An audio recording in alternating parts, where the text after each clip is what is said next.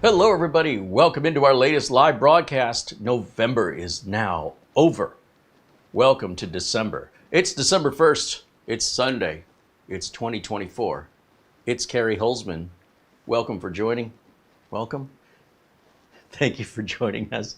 And welcome into all of our familiar friends here in the chat room. And we've already been kicked off with a lot of Super Chat contributions and a new membership. Welcome in Robert Kachda, who's become a new member. Right on. Thank you, Robert. Welcome aboard. Also, our friend Paul Gray from Australia with 2 contributions in Super Chat, one for $20 Australian and one for $50 Australian. Paul says in the most recent Super Chat, he says, this is on behalf of those who can't afford but wish they could. It's very kind of you, Paul. And we thank him so much, as well as our friend Buster in Scotland, Frankie B in New York City, Oystein in Norway, Rob Foster in London, and so many more of you with your Super Chats and your memberships, as we are a viewer-supported channel here. And everything you see, for the most part, unless otherwise stated, we've paid for. Otherwise, everything you see is contributed by companies for reviews, but no money or contracts, no terms, no conditions. Everything is as transparent as I can make it, so that you can be rest assured that everything you see is live, unscripted, unrehearsed, genuine, real. Can I help you? Paul Gray sent an Amazon gift card this morning. He did. He did. Right on. Well, thank you very much. Thank you, Paul. You know what? That reminds me. I should go back through the Amazon gift cards that have come in yesterday, as well as today. It's only like a couple, but thank you for that reminder. And again, another shout out and a huge, what do they say in Australia? Cheers, mate. So much to our friend Paul Gray. That's right. Dananda. Ananda. That's a fair bit of dinkum. I'm not even sure I know what that means. Anyway, Samuel Kowalski with a $2 super chat says, hello, Carey. Mara, hope your days are going well. Thank you, Samuel. And let's see. Mark Gaines, our friend in Northern Ireland, with a 20-pound super chat, says, hello, Carey, Mara, and everyone in the chat. And again, thank you to our friend Mark Gaines, a very frequent contributor here. Just viewers all over the world watching us, which is quite unbelievable. It's surreal. Even across the United States, Rick Lakes watches us from Minnesota. He's been with us a very long time. Always good to see you, my friend. And he contributes a $10 super chat. David Graham with another $2 super chat says, it's starting to feel like Christmas. It was starting to feel like Christmas in September. I started to see people putting their Christmas decorations up before the Halloween decorations. I mean, they just skipped over Halloween, went right to Christmas. Now I expect to see people putting Christmas decorations up. What's really cool today is you can buy lighting to go around your house, LED lighting that fits like under your eave, so you don't really see it. And then with an app you download on the phone, and by the way, the LED lighting is very lightweight, it's very easy to install, and they even have optional little tracks that you can put into your gutter first, and then the lighting sits in the track. Weatherproof, low voltage, and with an app on your phone, you connect it to your Wi-Fi, and you can control the lights. So if it's somebody's birthday, you can set the lights to party colors. If it's Christmas, you can set them to red and green. If you're celebrating Hanukkah, typically that's blue. If you're celebrating Halloween, you can set them orange. And you never have to take the lights down. No one even knows they're there. Nothing worse than first week after January, people still have their Christmas decorations up. You know, take that down.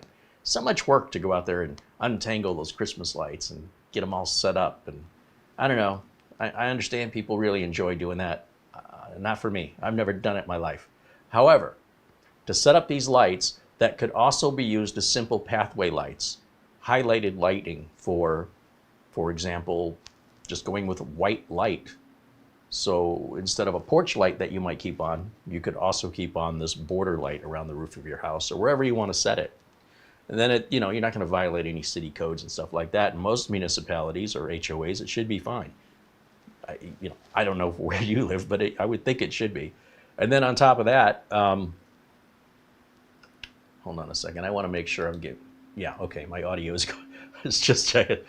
I'm just going somewhere else with this. Oh, the same kind of lighting can be used on a staircase. So if you have a staircase going to your basement or second floor, and it's a little trepidatious, You're trusting you know where those stairs are in the middle of the night.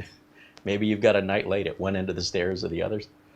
You can use lighting just like this to just align with the steps. It's kind of like a movie theater aisle, so you can have it really, really dim and have it come on at a certain time at night, or have it auto sense when someone's walking by, the light comes on and then stays on for like 30 seconds, then it goes back off again. And then you don't have to worry about tripping falling down your stairs. Just saying, this lighting is very inexpensive, and it's a nice home upgrade on the inside or the outside of the house. And if you didn't know it existed, just here on YouTube, you can search for outdoor LED lighting or indoor LED lighting. Actually, it would be accent lighting or staircase lighting in the case of a staircase. And there's a lot of options to pick from. And the idea is that you install it once you're done. If you're afraid of running power cables, they have them where they're individual sensors that run off a couple batteries. And because they're LED, they last for a couple of years before the batteries have to be changed if you use brand new alkaline batteries like Duracells and Energizers. Sometimes they include batteries. I wouldn't use those. Those batteries tend to be forgotten, and then they leak and the whole device is ruined. You will less likely have that problem with name brand alkaline batteries. So those cheap no-name brand batteries that some stuff from Asia comes with, even remote controls, unless it's an Amazon battery, Amazon's got good quality batteries. But if it's anything else, if it's not Duracell, if it's not Energizer, I won't use it because they get forgotten in a remote control or whatever they're in. And then maybe the device stops working, and if you're like me, you're like, I'll get around to it. And by the time you get around to it, it's all corroded in there, and it may be ruined forever, or you got a nasty cleanup. So don't use cheap batteries. Speaking of batteries, that's what we're here for today. I didn't even plan that. That worked out quite well. I purchased this Dell XPS 9510. It's a 15-inch screen. I went with white because I wanted to differentiate it from my 8th gen Dell. This is an 11th gen. And this one, when you turn it on, it just powers itself right on. It's only got 3 USB-C ports. That's it. There's no HDMI. There's no Type A, like if you want to plug a regular flash drive. Nope. So what Dell did to solve this problem on this $3,000 Creator laptop is in the box they give you this little dongle. And the idea is that one of these USB Type-Cs is for your power brick. This USB Type-C breaks out into an HDMI and a USB Type-A. And on the other side, you just have one USB Type-C. There's no Ethernet. Of course, that's pretty common on thin laptops because the Ethernet jack is too big. There's no USB Type-A. There's no memory card reader.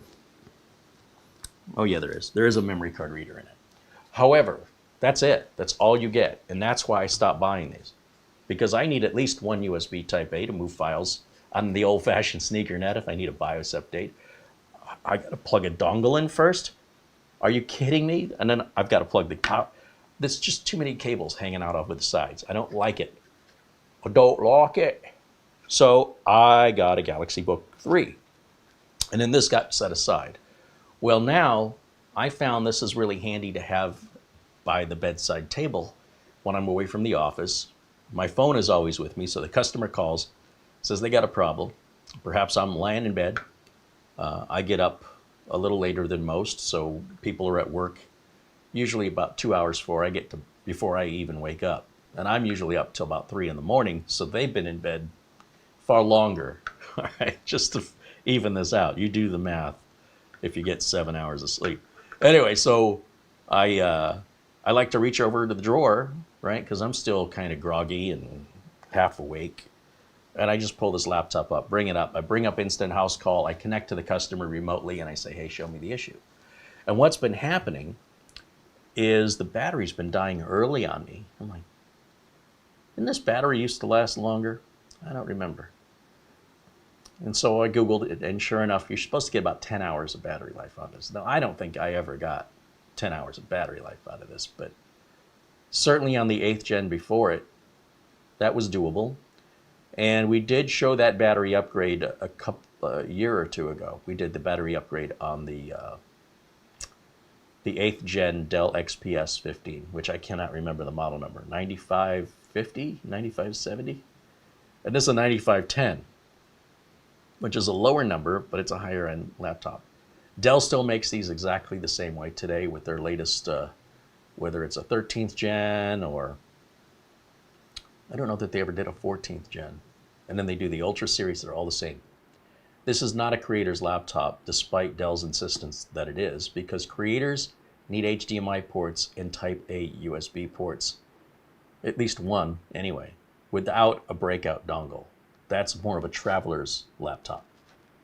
So in any event, I was done with Dell, just because I don't like whoever engineered and said, all you need is 3 USB Type-Cs, and that's all you get. Not for $3,000, no.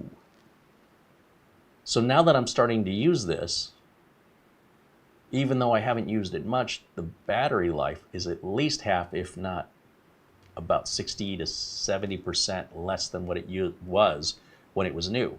And I like to keep things charged 100%, and that is not good on lithium-ion batteries.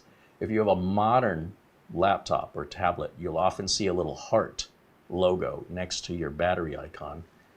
I think it does it in Windows 10 too, but definitely in Windows 11, that shows smart charging. And what smart charging does, if you're not aware, is you just leave your laptop plugged in like a lot of people do, and it electronically stops powering the laptop and starts draining the battery, and it does it to different levels, and it never quite charges the battery to 100%. This can be a problem if you're getting ready for a trip and you want to power this thing up and take it. You probably wanted it 100%. At that point, you'd want to turn off smart charging, right? If you wanted the absolute fullest charge possible. But in this way, your battery life gets extended far longer, or that's what they claim. Now, when I'm plugged in, I don't notice if it's running off the battery instead of power, but it's doing it all internally. And it's a really smart feature, and I'm glad they did it. I'll find out in time over the life of this Galaxy Book 3 if it's having any lasting impact on the battery, because traditionally, when I say traditionally, this laptop, the one before it, and the one before that, after about 3 years, those batteries lost at least 50% of their lifespan. So they used to be able to power the laptop for, let's say, 6 hours, and now they're powering it for 3. So that's what I'm going to do today. Is I went online and I found a replacement battery, and I talked a little bit about this yesterday, but let's go over it again. You do have to open these laptops to get to the batteries, so you are going to need a toolkit for that, probably Spudgers. It's a little nerve-wracking to get the back off of these Dells. Not all laptops are this hard to open, most are. And even though I Googled what's the battery that I need on a Dell XPS 159510, the answer that came up was correct, but it won't always. Sometimes you'll get multiple batteries, they say, are interchangeable, and I don't know if I trust that. Sending batteries back it's kind of a hassle. So what I recommend you do, if you're going to do this yourself, see what battery you've got now. Take the bottom of the laptop off, because you're going to have to do it anyway. You don't have to remove the battery, just read the top of it. Find the model number of the battery or part number, and then do your search wherever you buy. If it's eBay, if it's Amazon. Now I see a lot of knockoff products on Amazon, and I see a lot of knockoff products on eBay. I can buy the genuine battery off Dell. It's about $100. The knockoff on Amazon on a Black Friday sale is about $48. And on eBay, a lot of batteries coming from China that take 3 weeks to arrive and may just set your house on fire. Who knows? You can't really return them. I mean, you could, but it would cost you a lot of money.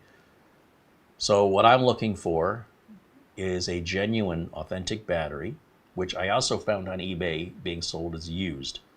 Never buy a used battery, man. Don't do it. It's like buying a half a can of soda. Who does that? So we want a brand new, genuine, authentic Dell battery, because it's not worth ruining a $3,000 laptop, because we don't want to spend the extra $20 or $25 on the battery. The other reason is, even if the battery does work, the knockoff, it may only work for 3 months, and then you're right back to a 3-hour battery life. You have to do this job again. And then you're buying 2 batteries and doing the work twice. Or you could just buy it from Dell, spend the $100, buy once, cry once, do it once, and you're good to go, just like factory new. There are even some people that bought their brand new Dells, like the series, and still only got 3 hours of battery life. And after they called tech support, they were sent a new battery. but they were also expected to do the work themselves. And this is going to require some special tools. Now, the tools I'm using in today's video are in the description below, along with the upgrade we did on the RAM and the storage when this was new. We did that back at Studio B. I ended up finding a genuine battery, even though I think it's, does it say Dell on it?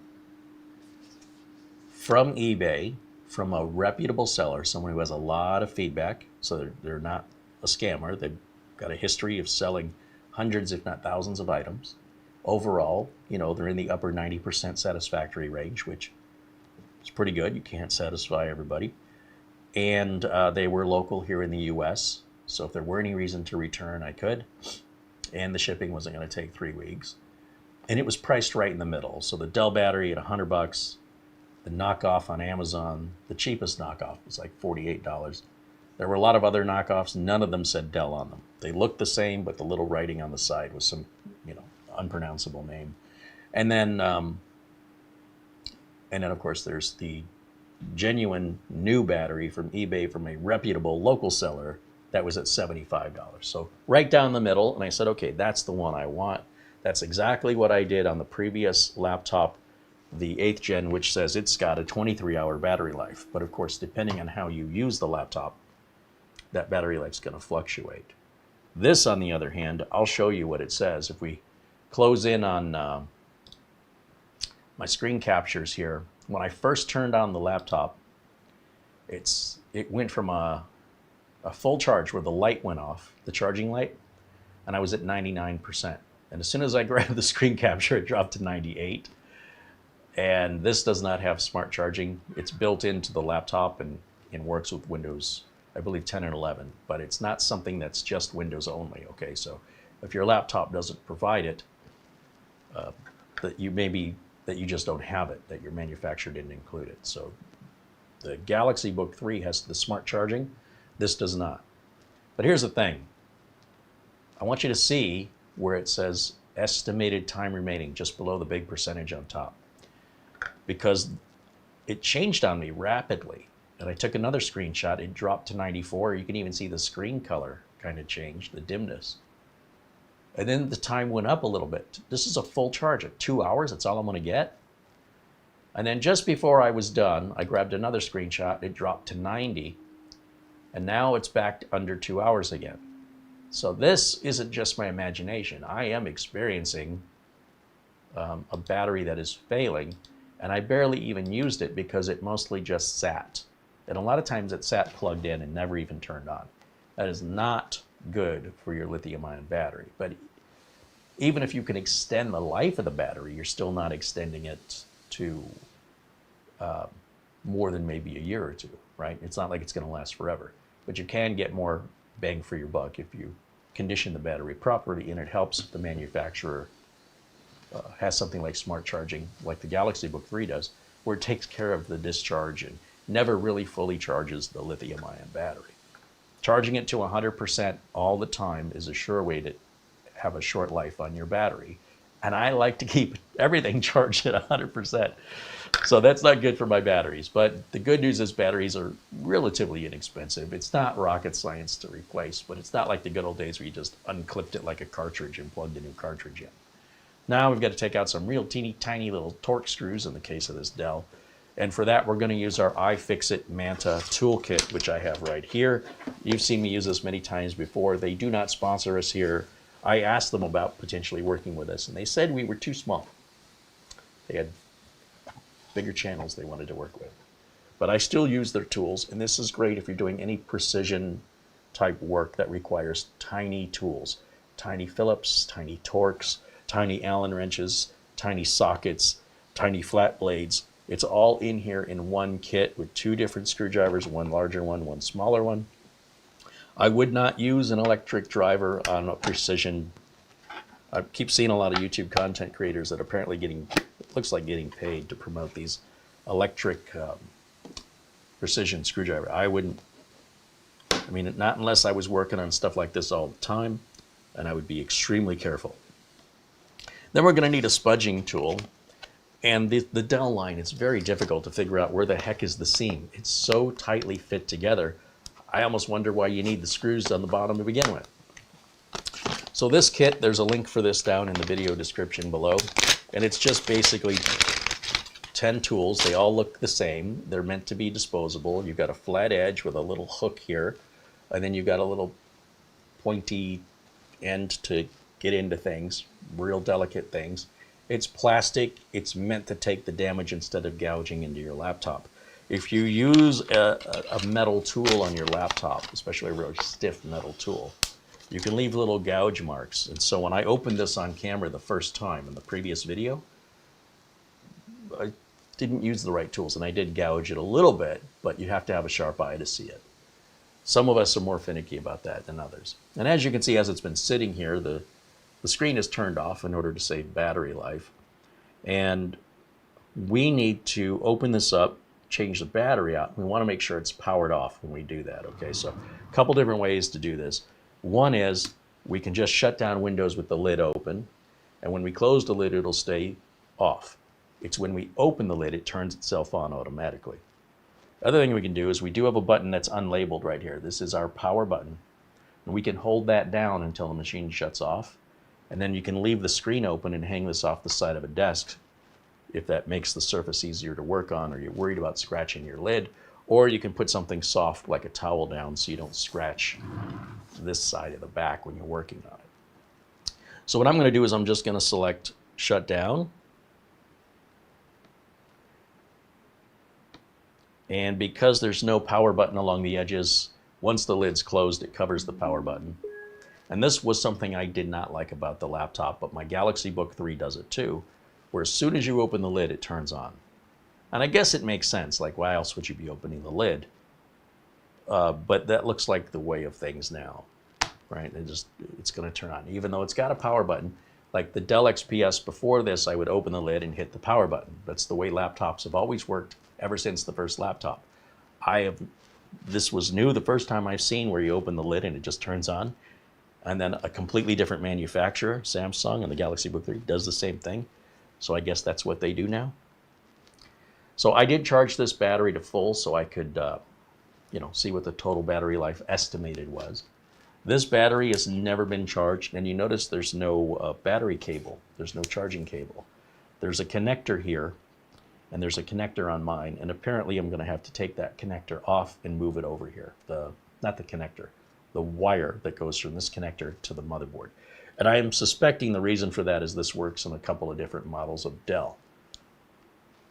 So what I had done to get ready for this video is I took the back off of this and looked at what actual model number I have. It did match what Google suggested. It was correct, but sometimes it's not. And the last thing I want to do is have this open and then realize I've got the wrong battery. And when I say wrong battery, I mean it will not fit. It'll be too thick, it'll be too long or too short. It's got to be the precise right battery replacement. And as for the old battery, you're not supposed to throw those in the trash. I don't think anybody's going to stop you, but if you care about your environment, you'll take your old battery to a recycler. Where's a laptop battery recycler? Almost anywhere that they sell batteries. At least here in the USA, I think they're required to take back batteries. So even home improvement stores often will take back old cell phones and lithium-ion batteries, etc. And there's no charge. You just drop them off, and they will recycle them for you. Or if you don't care about breaking your local ordinances, I don't think anybody's sifting through your trash. Should you throw it away, which I am not recommending, I don't think you're going to be in trouble for it. It's just a bad idea if you care about other people on the planet. Okay? I just want to be clear on that. All right. Now, the iFixit toolkit is a bit of money, and that's like a $55 toolkit. But you're going to buy that once. Unless you lose it or you misplace your bits. If you keep it together, you'll have this toolkit for a lifetime. Everything's metal. There's really nothing to break, and nothing ratchets. So I can't see why this toolkit wouldn't last a lifetime. And it should have every bit you'd ever want or need when doing any sort of delicate work, especially laptop work. The only thing it's missing are the spudgers, and iFixit has a bunch of those. You'll see I'm not a person loyal to iFixit for all tools. This is made by a company I never heard of. iFixit tools are very well made and priced accordingly. Let me put it to you that way. Let me refresh my page here. And let's see what you guys are saying.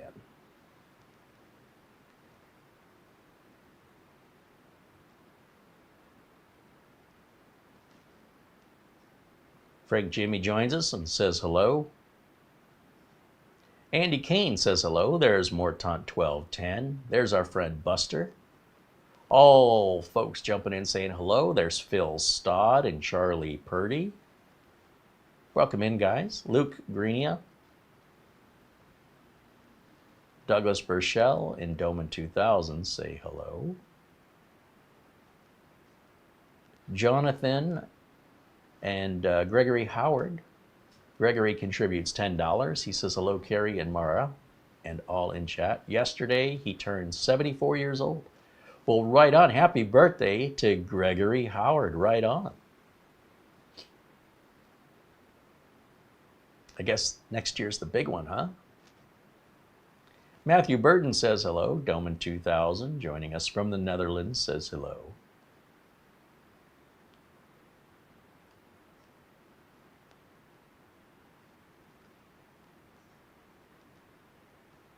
Wise Young Baby Grogu says hello, along with somebody named Woods.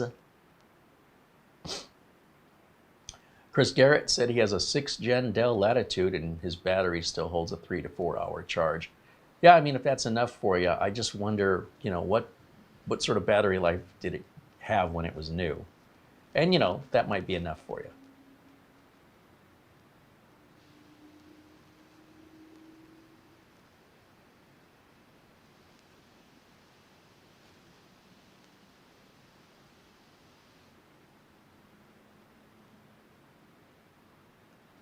Frankie B joins us and says hello. There's LRCX from California joining us in the chat. Welcome in, welcome in.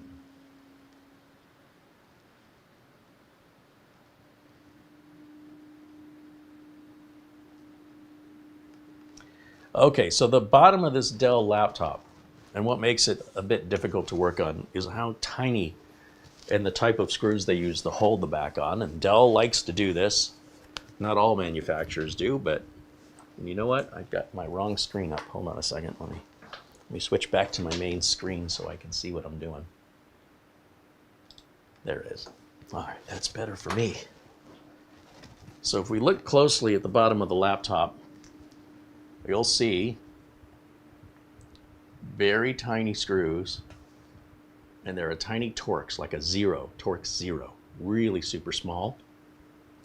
And we've got 4 across the bottom, 1 in each side of the middle, and 1 over each hinge. We have a total of 8. It's important you remember that because they are so tiny.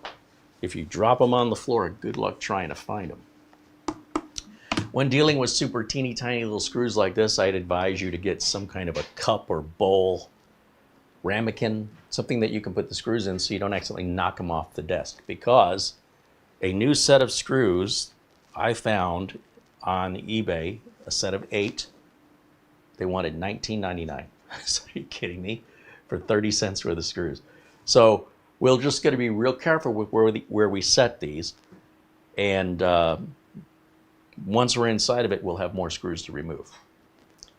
So what I'm going to do is we're going to open the iFixit toolkit here, and we're going to I got to grab my glasses, and I'm going to need my strong glasses for this. These are my 3X cheaters here because everything is super tiny.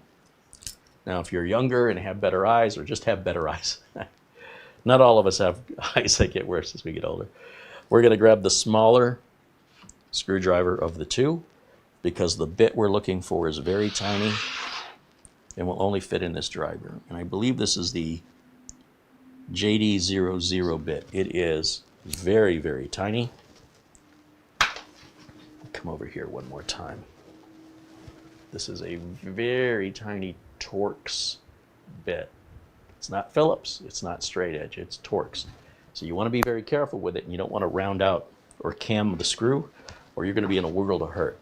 So this isn't something I like to do a lot because If you keep taking these screws in and out, you will eventually cam them out, and then nothing will bite anymore, and it just won't ever turn.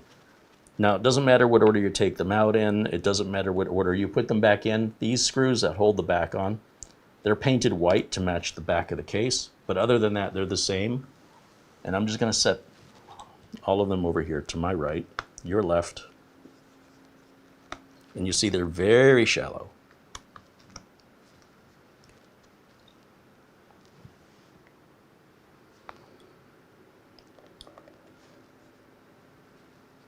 There's 3 of 8 removed.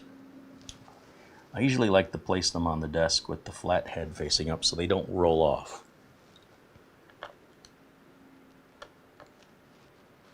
But you need to have steady hands and a sharp eye to do this delicate precision work.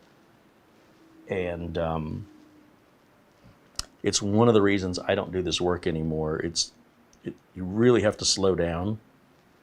It's very easy to break or damage components as you're removing them.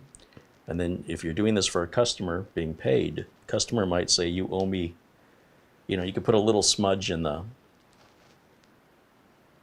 plastic when you're trying to separate the 2 seams. Customer may notice that and say, hey, this isn't how I gave it to you. You owe me a new back. And that'll cost you more than you made in the whole job. So I won't do this kind of work anymore. But laptops that are $3,000, I mean, they are worth fixing. A lot of times these days, you just replace it, But if what you bought was high-end, then repairing it makes more sense. Okay, so that's how many screws? 1, 2, 3, 4, 5, 6, 7, 8. So that's all 8 of our screws right there. Now, I want to bring this up to the screen, and I want to show you, where do you think the seam is? So let's say you've got your little plastic spudger, and you can even watch YouTube videos showing you how to separate the bottom, but they don't really show you where the seam is. Is the seam atop this chrome area? Is the seam between the white and the chrome? Where is it? I can't even get a fingernail in any of that. It is so tight, and it's that way all the way around. And believe me, I checked out some videos to see how people would open these, because I had the screws out the other day and I could not get this open. I had to pull up my own video. And I could see just the tiniest little, you can't even see it, just a little gouge right there. So I know I've opened it over here. But I'm like, is it between the white and the chrome? And that is apparently where it is. It's where the chrome meets the white. And I'm just going to rest it on its face here. And that's where this spudging kit comes in handy, right here. And what we're going to do with this, take one of these guys out of here. Now when I say they're disposable, I don't mean to imply they're one-time use. You just use them until they get all gouged up. And when they're not smooth and can't get into those really slim creases anymore, you just chuck it and use a new one. So for some people that might be a one-time use, but what I'm trying to do is I'm trying to find that seam, and you really need something very, very skinny. The problem with that is the thinner the pieces, the easier it breaks. So you need something that's skinny but firm, which, a lot of times those two things don't go together. And what I need to do is I need to get down to the level of the laptop here, find that seam, and see if I can't get this in there. And the other problem is you don't want to put your hand on it because you're pushing it down while you're trying to lift it up. So you've got to figure out a way to hold it in place and try and find a seam or part of the seam that you can get this spudging tool under, and it is not easy. Now there, it finally went, and that is probably the most difficult part of this whole process. Once I have the seam out or separated, then I can slide the spudging tool forward, and you can find where the clips are. And the spudging tool is getting shredded, essentially. That's how tight of a fit Dell made this, which I think is a bit overkill. However, you know, if you want to do this job, be prepared. And what I like to do is I get a fingernail under there, because my fingernail's a lot stronger, and start to separate just a little bit the bottom from the laptop. And as I pull that seam up, I can get the spudger in deeper, and that gives me more leverage. Now, what they want you to do is they want you to run the spudger across this side, the front, and this side. And there's little clips. But what you can also do, if you're careful, is once you can get your fingernails underneath of it, and, you know, this is a great way to break some clips, by the way. You can start to pull up very carefully, but leave the hinges for last. Don't try and pull up from the hinges. Always pull up from the front.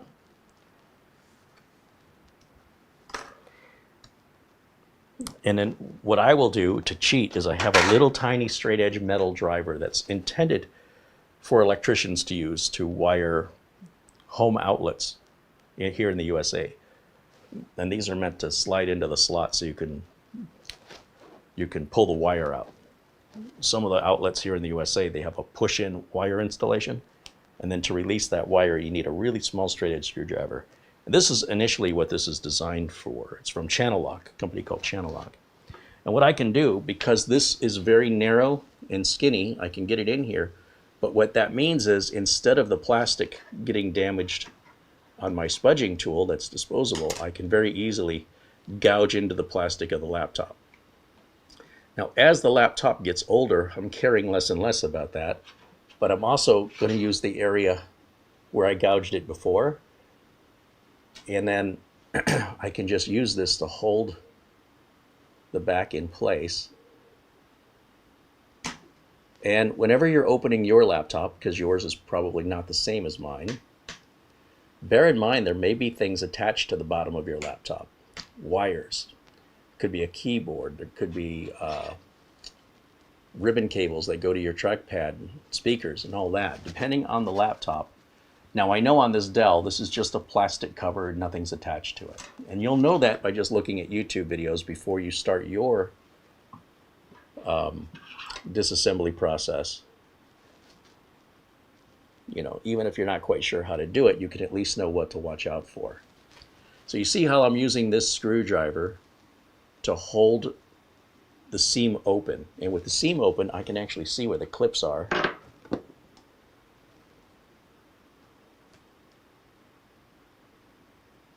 And this spudging tool is just a bit too weak. We are making progress. I do have one free. And if you look in the seam, you will see where the clips are. I think there's like three or four clips here and like 2 here. And this whole side is more or less opening now. This whole side. But if I put any weight on this, it'll clip right back down and we're back to square one again. So I can just feel for that. And I should be able.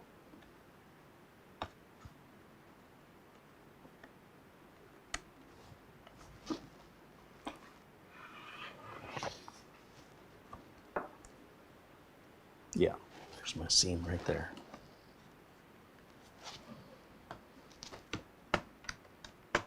Now, if I'm very careful, you can start to hear it clicking as I start going along the edges, lift it up towards the hinges, and take the lid off. It's not rocket science, but a delicate soft touch as well as patience are absolutely required. If you watch somebody who works on laptops all the time, they can obviously do this much, much faster. It's probably true of anything in the world, right? If you're familiar with it and you're doing it all the time, you're obviously going to be far more confident and have proper expectations. When you're doing it for the very first time on a laptop you've never opened before, slow down, take your time. Sometimes people get frustrated, they're trying to open that seam and they'll just grab a metal screwdriver and pry it open and say the hell with it and put a huge gouge right into the laptop. And that's a sign of somebody who just lost patience. If you're that individual, if you feel that frustrated, walk away from it. It's not that important. It's not like it's got to be done right this second. Now, the laptop itself has some screws, sorry, the battery Here, here, here, here. That's the little cable I told you about. And it says M2-4 right here and right here, and here and here. So 4 screws, plus 1, 2, 3, 4 on the bottom. And then we've got some tape, it's almost like electrical tape, that's on these parts of the battery where the silver goes away. And we want to peel that tape back carefully because when we put this battery in, we want to put the tape back on it. Not quite sure what the tape is for. I think it's just holding a cable out of the way of the cover so the cover won't pinch it. And if the cover pinches that cable and breaks the cable, whatever that cable's going to, which looks like speakers, they're not going to work anymore.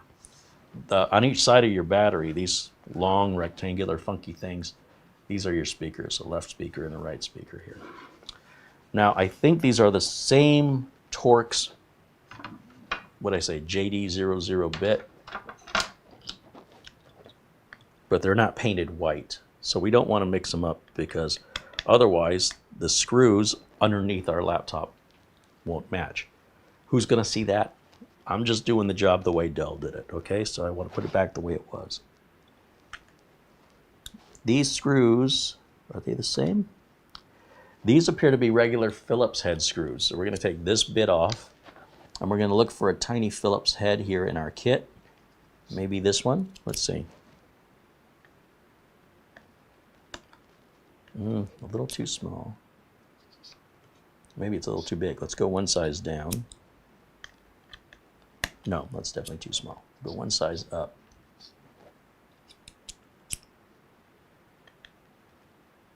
Oh, that's a perfect fit. That size says it is a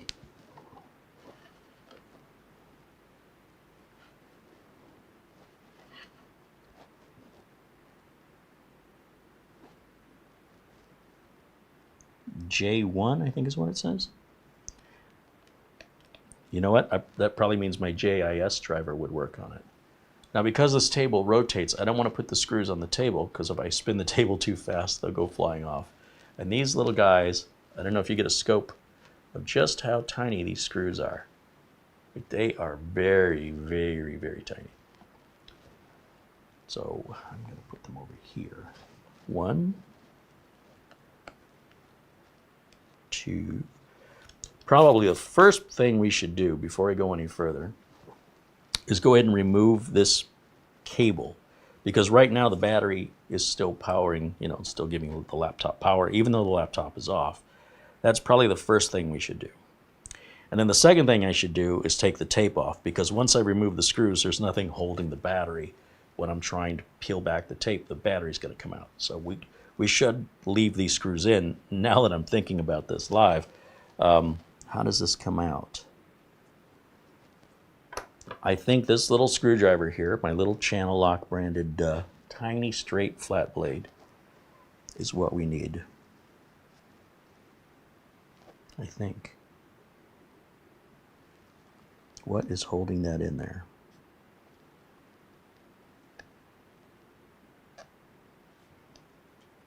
When you're dealing with little tiny parts, not only are they hard to see, they're easy to break.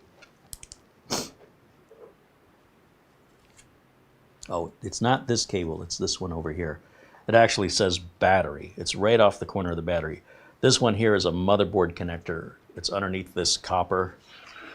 We leave all this alone. What I want is this where you see the physical wires, and it actually says battery right on it. That's what I meant to remove when I started looking at this one. And I'm like, there's no way that's going to hold power. Those wires are too thin. Yeah, all the way to one side is where it's located. And you should be able to just, let's see. There's a little cover here. And if we place the screwdriver in the center of it, we should be able to pull it out, maybe. You don't want to grab it by the cables and pull it, because you can pull the cable right out of the connector, and then you're going to be in a world of hurt if you do that. We have to reuse this cable, so we don't want to damage it. So patience is absolutely required for this.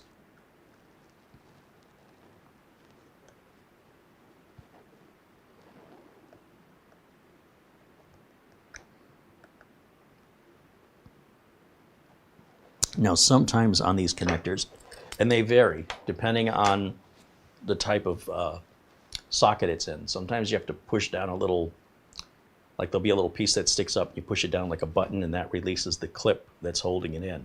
If you force it out, you often break that clip. And while you might reseat it, because the laptop is meant to be portable, as you're moving it around, it could just fall right out. Sometimes the clips are on the sides.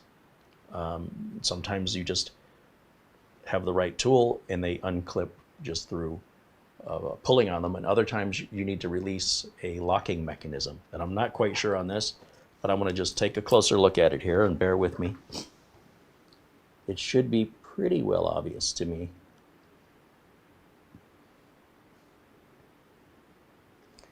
Likely the people at Dell have a special tool. It looks like there's a little hole here. And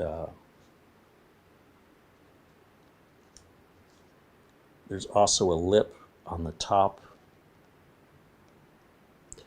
So on the top of the plug that goes into the socket, it's got a raised lip. And this little driver, if we put it between the raised lip of the plug and where the socket is, and twist the screwdriver, it starts pulling one side out. And then we stop and do the other side and stick it in between the two and pull them out. And remember, this isn't going to twist that far because it's just a very narrow blade. But at that point, we should be able to just, if it's broken free, pull out with our fingers and just wiggle left and right, pulling towards you. You don't want to take out one side without the other one. You don't want to bend any pins. It's coming, and it's out. So this is our battery cable that we're going to have to put back on our new battery. And pay attention that the notch on this is facing up, because we don't want to try and put it back in upside down. The cable won't fit right, it's not going to look right, you're going to struggle, and you're going to have to turn the cable around. So that little notch, and you'll see it when if you do this work on a Dell anyway, many connectors do have a notch on one side. And it's important that you remember that when you're taking it apart. The other thing you can do is take pictures with your phone as you're going along, just as a reminder of how it all goes back together. Now, that's pretty easy overall. I mean, honestly, for somebody who's never done that before, me, it wasn't that hard for me to figure it out. But you definitely have to be gentle. Now I'm just going to peel this tape up and peel it back and leave it. It's already connected to this little wire that's running from one speaker to the other. So we have a piece of tape here. We have a piece of tape here.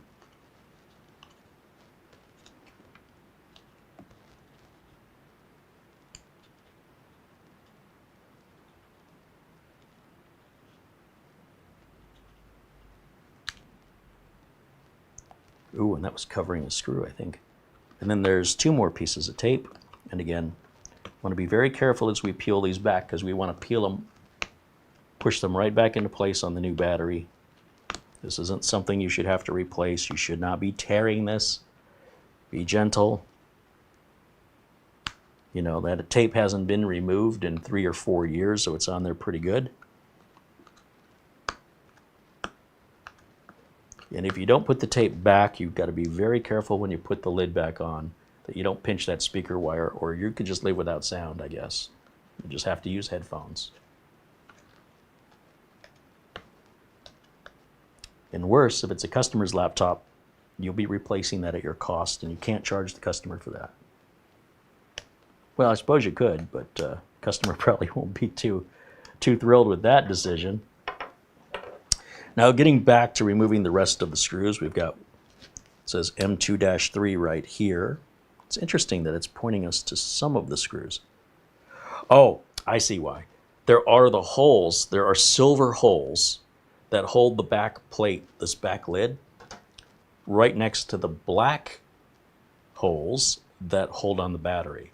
And this is to prevent your confusion when you're putting the battery in, that you don't try and screw down into one of the holes the back plate needs. So the plate is screwing into the silver holes, and the battery is screwing into the black holes. Also, The screws that hold the bottom of the battery in are all little silver screws, and the screws that hold the top of the battery in are all little black screws. That's interesting. That means those screws are different. When I say you've got to watch details, I mean it, because very few manufacturers do things the same. And this is uniquely to the Dell XPS 15 series. I don't know how many years they did this. I don't know if they continue to do it the same way on a modern Dell XPS, but don't expect them to. So the black holes, 1, 2, 3, 4. And then up here we have the black screws. So black screws going to the top.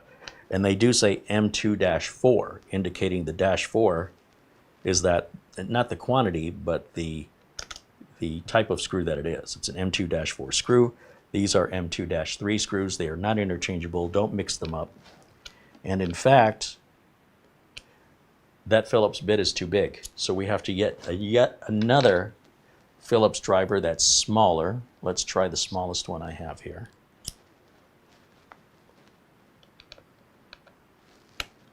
Oh, perfect fit.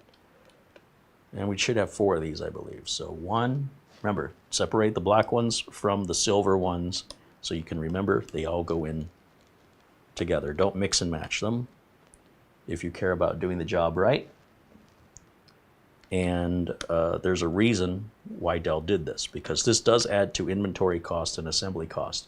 So they don't do this just for fun. They do this because it's required. If they could have used the same screw all the way around for the entire build, they would have, because it would save them money and inventory cost. Remember the days when you could just pop a battery out? You know, there are still some machines that do that, but it's just becoming harder and harder to find them. So 1, 2, 3, 4, 4, 1, 2, 3, 4. I don't see anything on the sides. I think we can just lift the battery out. Hey, first try, got it right. We'll show you what the battery looks like close up. This is the original OEM Dell XPS 159510 battery. And what I needed to know was the model number. And where I'm looking for the model number, wrong hand, is right here, right there. It'll give us a model number. This type, I think it's, is it under type? Yeah, type is our model number right there, the 69, what's it say? 69KF2, that's your Google search. Your Google search when replacing this battery, or your search on Amazon or eBay, would be Dell 69KF2, so it says. Battery replacement. And you'll also notice that it says Dell right up here, whereas on Amazon you'll see different manufacturer names in this empty spot. And the replacement battery we have should be the same. Sometimes these used batteries, they get puffy. This is also a 6-cell battery, and if you look closely, you'll count 1, and then you see this line. There's a second cell. See that line? There's a 3rd cell, 4th cell, 5th cell. That is a 6-cell battery. You'll also see our cable. We're going to have to take this cable off and put it onto the new battery, because our replacement battery did not come with that cable. Now, I don't know if the official battery from Dell comes with it, because if you order an official battery from Dell, it'll come in a special box. This did not. This was like wrapped in a priority mail envelope that was stuck in another priority mail envelope that was put into a box that's just in. This is all I got. But I think that's all we need. And this does say Dell on it. So this should be an official. I mean, unless it's a counterfeit. But that looks pretty official to me. And then you'll notice I got these little lines drawn here, and that's to direct your cable depending on which model of laptop you've got. So we can just identify and replicate what we have now. So if you see those white lines and you're wondering what they're for, they're guides so that you can run, you know how to run your cable, especially when you're installing or building these laptops and you're the one putting the cable on initially. You see how that cable falls within the dotted line? And if we're careful, we don't take the bend out of this cable, and then it should come out the other side and just cleanly fit right back in. Now, how do we take that cable off? That's a good question. It looks like there's a little plastic cover over it. And a lot of the Dell replacement videos on YouTube don't really show this level of detail. They don't even mention this. And I want to show you the full, complete process, live and unscripted. If I have to do something, even though I don't necessarily have a real close-up camera I can show you, I want you to at least get the concept and the idea so that you understand, even if you can't see, you know, like magnification straight down the way I can, what I'm doing. And there is some tape, I believe, holding this. Yeah, there's a double-sided sticky tape on the underside of this cable. And on the other end of it, it's also taped. And we want to reuse that because we don't get the cable, we don't get the tape. It sure would be nice if we did, because we just sit it in and plug it in and be done. We'd also have to charge this up. This has some charge on it, I hope. So I won't be able to tell you what the battery life is on this until after the video. We give it, you know, a few hours to charge, and then I can start using it, and I'll report back what the new battery life is. I'm expecting it to be around 7 to 9 hours, and maybe even more than that. Under heavy usage, I should still get 5 or 6 hours out of it, twice what I'm getting out of this one.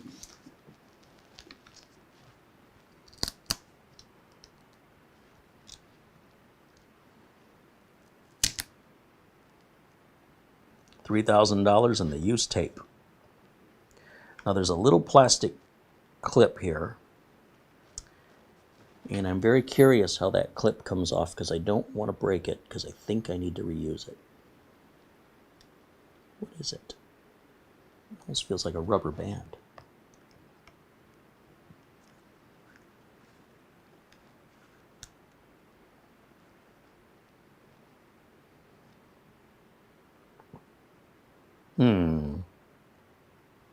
Not sure. And then we have just the tape here on the edges of the socket. And it's important you don't try to pull this out until you've got that tape lifted up. And you can just use whatever you need to help you get underneath that.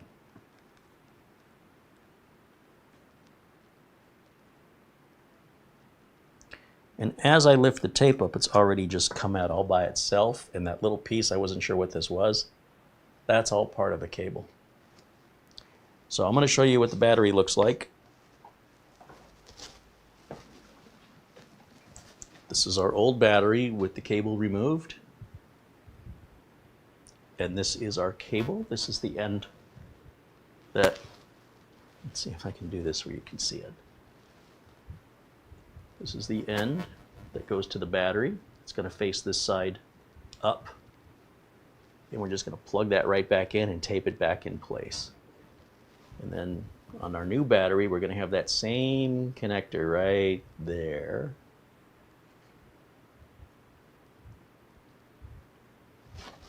So I'm going to leave this battery down here because I don't want to confuse my old one and my new one since they're identical. Then I'll be putting this whole thing back together with the old battery back in it. Whoopsie. All right, let's see. We put this back in, straighten that tape out.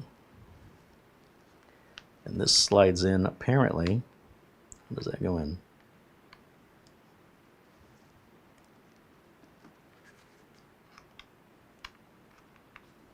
It looks like it just sits down on top of it.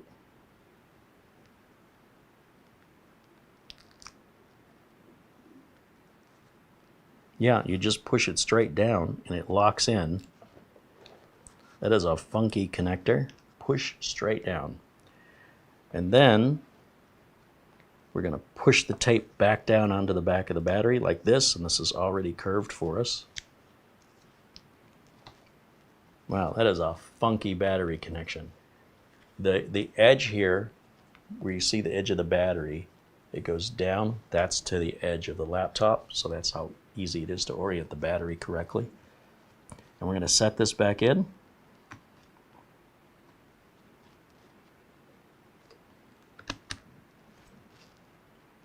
And we can put our tape back on.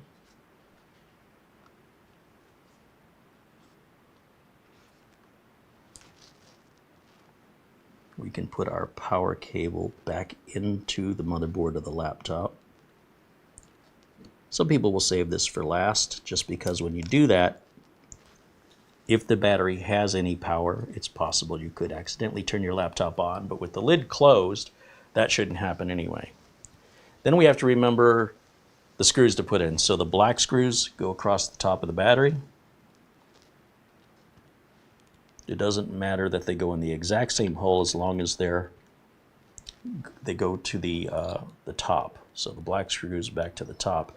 And I'm using those because I'm using those first because that's the last bit that I had on the screwdriver.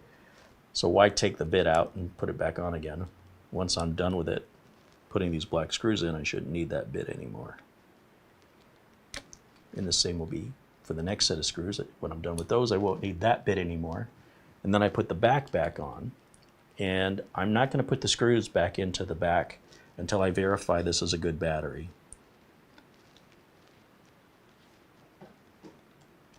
So we're going to leave the screws out a bit. We'll charge it here on the bench.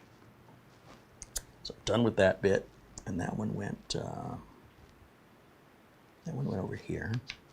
Then we'll grab this bit. See what I mean? The iFixit tool, this Manta toolkit's got everything we need, just not the spudging. And they do sell those separately.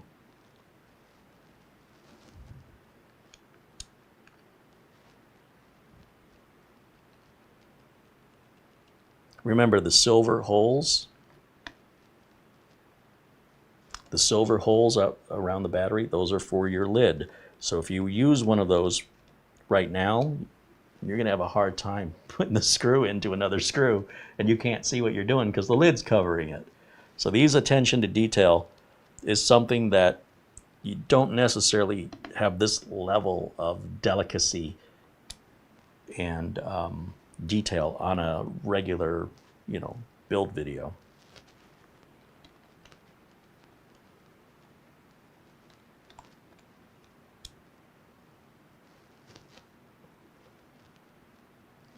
And don't over tighten the screws. Once they sit down snugly, you feel like, yeah, those are run pretty good.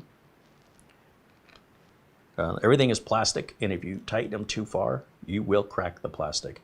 So it's going to come to a stop, a firm stop. That's as far. Don't try and take it any further than that. You're going to break something, and there's no benefit to doing that. Like, it's worth, if I get close to breaking it, it's somehow going to get better. It isn't better. Once it's tightened down, that's as far as you need to take it. Then we can, again, because this lid, it snaps on. It almost doesn't even need screws, if you ask me my opinion.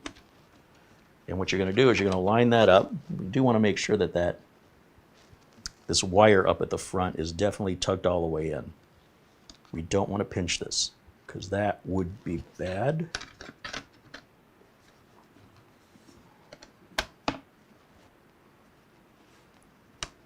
Something is getting in my way over here.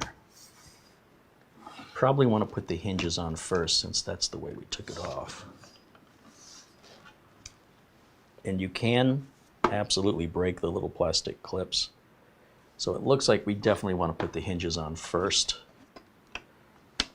So remember when we took it off, we opened it up like this. So in the same, we want to put the back on. Get those around the hinges, then fold it down as though it were on hinges, and then just push down. And you should hear clicks. And then these screws, of course, will be the final touch. I should be done with the spudger unless I have to open this back up if I didn't do something right. And now it's time to charge it up. I'm going to leave this, put it over here. I still have those little screws over there. I don't want to knock them off. If I do, they're going to be fun to find, let me tell you. But this driver has already got the bit on it we need to put the back screws back in place. This is a USB Type-C charging cable that comes with the Dells with a standard cloverleaf power connector. Now they do, have a white one, but for today's example, I'm just going to use the one I've already got here since they're all compatible. And on the front of the laptop, we should get a charging light. There it goes. You see that light just came on. And when that light goes off, we're charged. And I want to let that charge until the light goes off. And then I'm going to check and see what my battery life is, and I'll take a couple screenshots and share it with you on the next video. And that's all there is to it. It's really not a difficult job. We did it in an hour, less than an hour. Helps to have the right tools. It also helps to watch previous disassembly videos on YouTube, even though a lot of times they're going to lack a lot of detail that you won't realize until you get into it. Like, where's the seam? These guys all found the seam so easily, I can't tell. And then you start watching those videos back and see if you could see where the seam is. And you think, I thought that was a pretty clear video. But then you start doing it and you realize they didn't even show the cable, you know? They didn't show how it goes on the battery. So I show all of that here.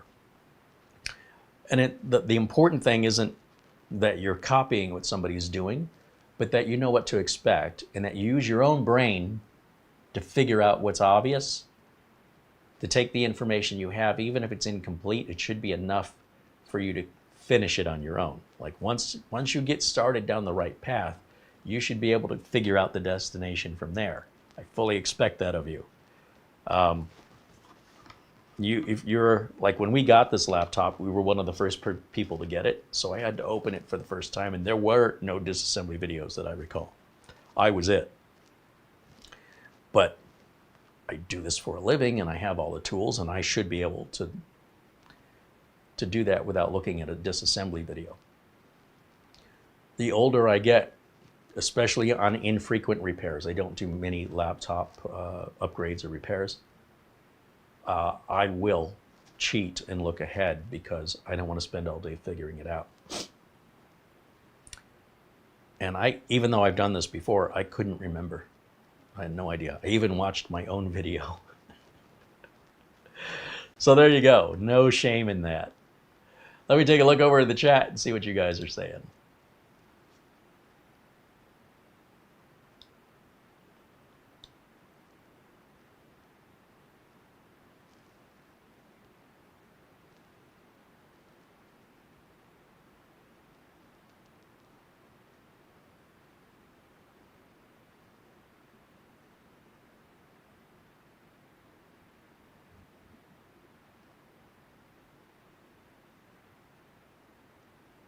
Shamim Gajveras with renewal on his membership, now a member for 18 months. Right on. Thank you, Shamim.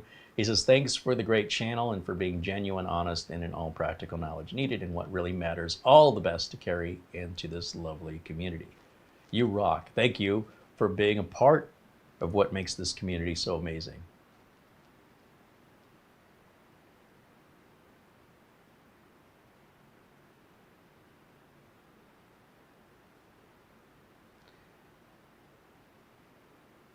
Planet Cryos was freaked out by just seeing my head on the table. I lost a lot of weight.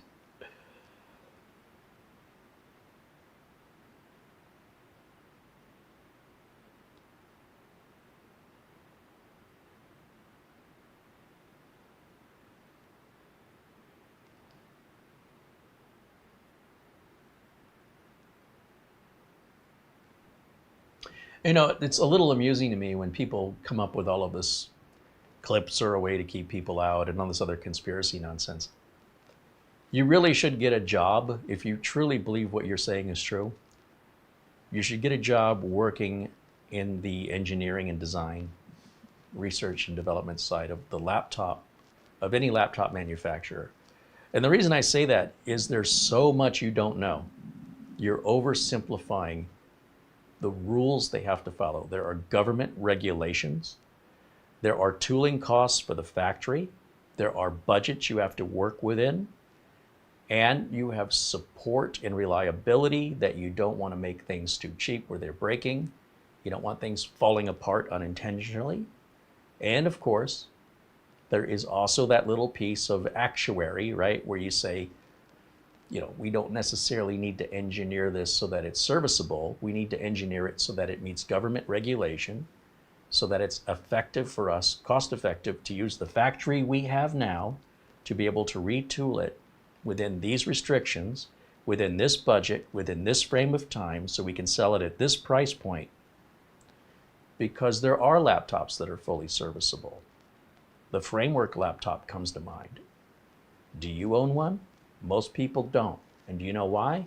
They're more expensive. People want the cheaper thing. So when you think about it, what you're getting is exactly what you're demanding.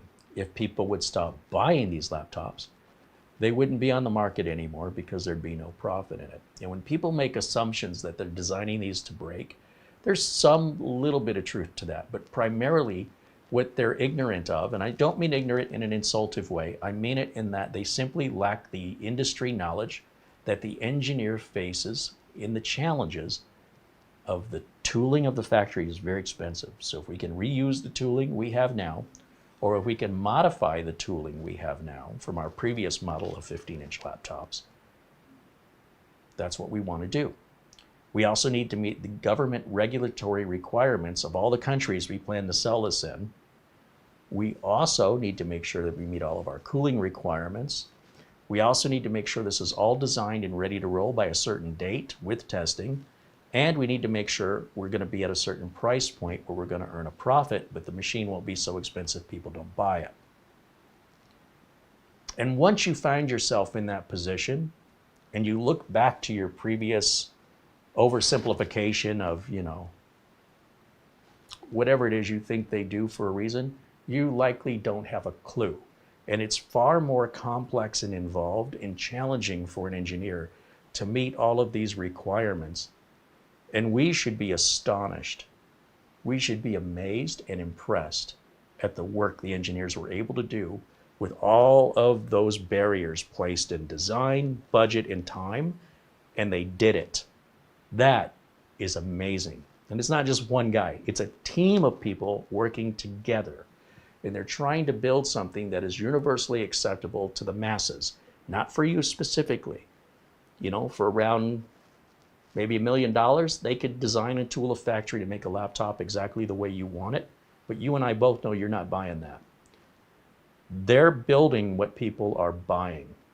Make no mistake. If the framework laptop was as good as everybody says, then where are they? How come they are not the staple that you typically see at Starbucks or people walking around with? There are a very tiny, teeny tiny percentage of laptops sold because they cost more. That's it. That's why this design is here. Please, please stop oversimplifying conspiracy theories due to a lack of proper knowledge, because if you really honestly care, get yourself educated in it so that you'll understand why this was done this way. They're not out to get you. They just want to sell you a product.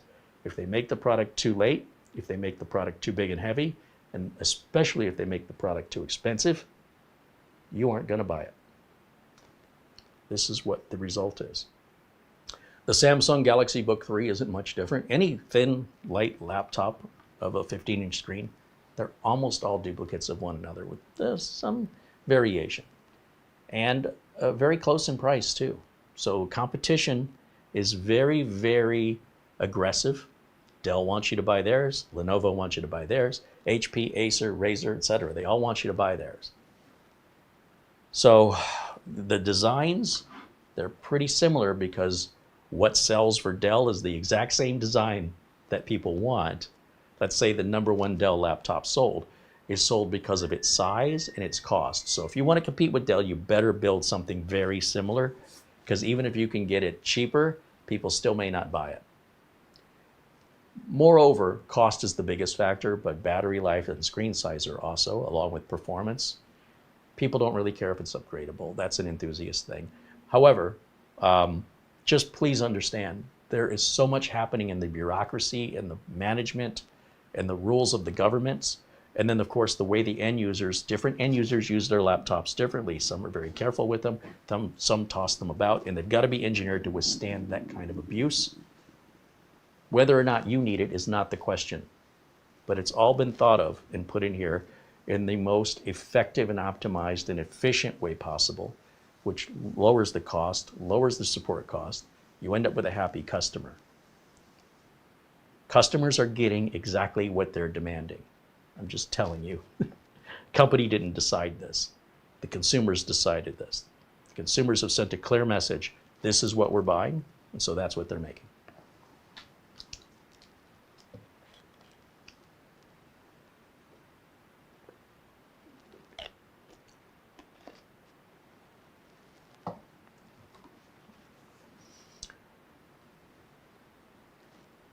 Samuel Kowalski wants to know why nobody is liking the video. It's easy to forget to do that, isn't it?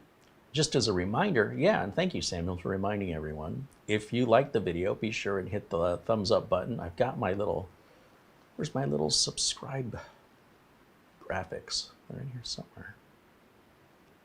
Like and subscribe right there. There they are. Yeah, cost you nothing to click the thumbs up. And if you haven't subscribed, you can hit that and turn the bell icon on and select all to receive all notifications. The default is not set to all. You only get some. Which some? I don't know. It seems random. So you want to check all if you want to know every time I go live or every time I post a new video. Instantly it alerts you. And that's how that's done, and that's free. Next to the subscribe button is a join button. And we're asking people to join our membership to help support us, so we're not counting on making commercials for corporations to pay the rent and the electricity and the cost of making these videos. If I'm making videos 30 hours out of the week, that's 30 hours I'm not helping my customers in real life, and 30 hours of revenue I've just lost. So how do I recover that income? Well, YouTube ads used to cut the mustard, but they don't anymore. YouTube ads pay 90% less. For every dollar I used to make, I now make 10 cents. So I'm relying on the viewers to support us here, and that way we can buy products we want to review. We are free and be completely unbiased to speak our mind if we like them or not.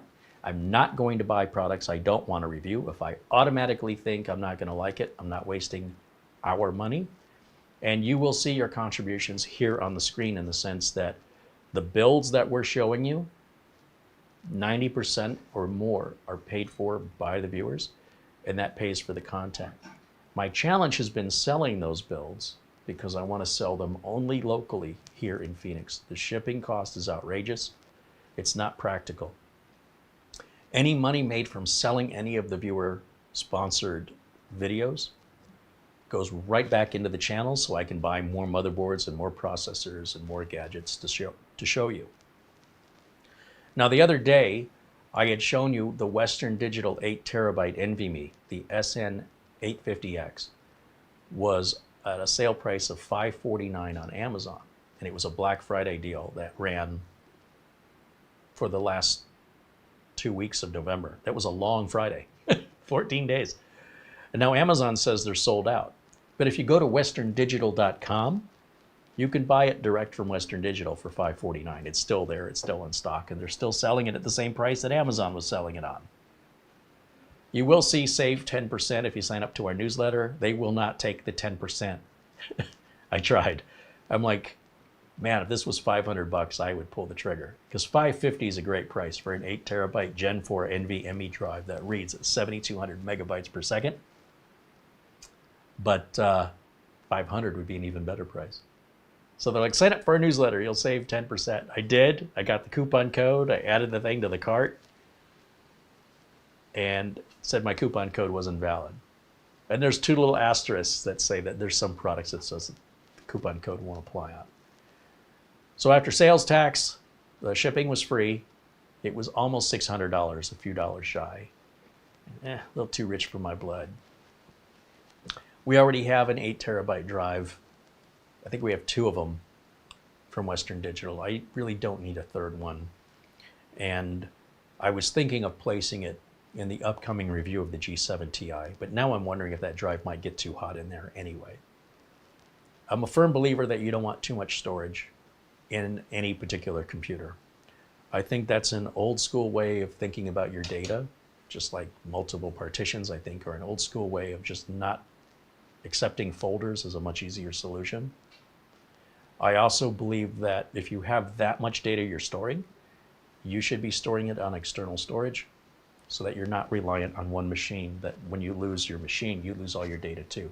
That is just double heart-wrenching. It's bad enough you have an issue. It's secondly bad that you don't have some kind of network-attached storage or big external USB drive that you can just move to another computer so that you minimize the stress and anxiety you're going to be under, because that day will come. And the more hard drives you have, the more likely one of them is going to fail. So if we can get those out externally, they're faster to replace externally than digging into your machine. And who knows what other problems you can create when you're in there. So I strongly advise you to embrace the 2020s and to start moving large amounts of data externally. Don't stop keeping large amounts of data on one computer. It is a recipe for disaster. You've heard the expression, putting all your eggs in one basket. That's what you're doing. Now, when hard drives were expensive, I understand why people did this. These days, they're very inexpensive. If you have 3 8-terabyte hard drives and they're still fairly new and they're running great, put them in an external dock or an external enclosure, or put them in a NAS.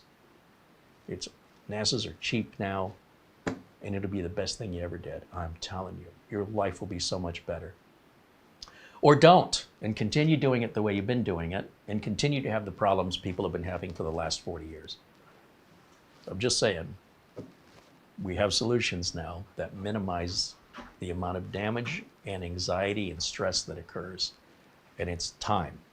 The drives are cheaper, the enclosures are cheaper, the technology is there. So unless you're running a computer that's 25 years old, I wouldn't be running a new computer with the same mindset I had 25 years ago. It's the best advice I can give you, and it will change your life. You'll say, wow, this is so much better. Nobody regrets doing this. I'm just telling you. Nobody ever says, I'm sorry I ever put my data on an external drive, or, and ideally, if you're gonna go with external drives, that you can use like an external RAID box, or you rotate the drive so you have 2 copies of the data at all times, or at the very least a RAID configuration. So you have a box that looks like a NAS, but it's a lot cheaper, and it just connects like a flash drive into your computer. You could do it that way too. It's very inexpensive. It's never been cheaper to do this than in 2024. And there's no more excuses. If you're gonna lose your stuff because you won't do this, it's on you. Just telling you. It's just salt to a wound to have a computer go down and lose your data too, or at least lose access to your data temporarily until you get your system back up and running. That makes a very stressful life for techs, because now you just created your own avoidable emergency. And whatever you had planned for the day, you better cancel those plans, because if it's that important to you, that's what you're going to be doing until it's fixed. Now, if I just turn this on just to make sure it works, we'll fire this up here. It doesn't necessarily have to be off to charge. It'll just charge faster. And it looks like it's trying to boot up. Let's see what it says here. Time of day not set. Please run setup. Well, again, we shouldn't have to do that, because once this connects to the internet, once we load Windows, the time synchronization should happen by itself. Now, my touchpad wasn't working, my trackpad, so I just hit enter, and now it's rebooting, and let's see what it does. Again, once we connect to the time servers, which it should do all by itself, it should synchronize our year in our time according to the time zone. It says it is the 1st of December, 1:39 p.m. So it looks like it's about an hour off. And if I let it sit, it will fix itself, or I can click on the clock. Let's see, right click, adjust date and time. And then I'm going to select set time automatically as on. I'm going to turn it off and back on again, and that should force a resync, and it did. Now the time is updated. It would always have the right date. And our battery right now, how full is it? It's 80%. It says it needs 43 minutes to charge. And we'll wait till it's completely charged, and we'll see how many estimated hours are remaining. And then after I start using it, putting it back in the normal way I've been using it, we'll see if I get more than 2.5 or 3 hours before I start getting the low battery notification. I will need to keep these glasses close by, because assuming everything's okay, I still need to put those screws back into the bottom. All right, any final questions?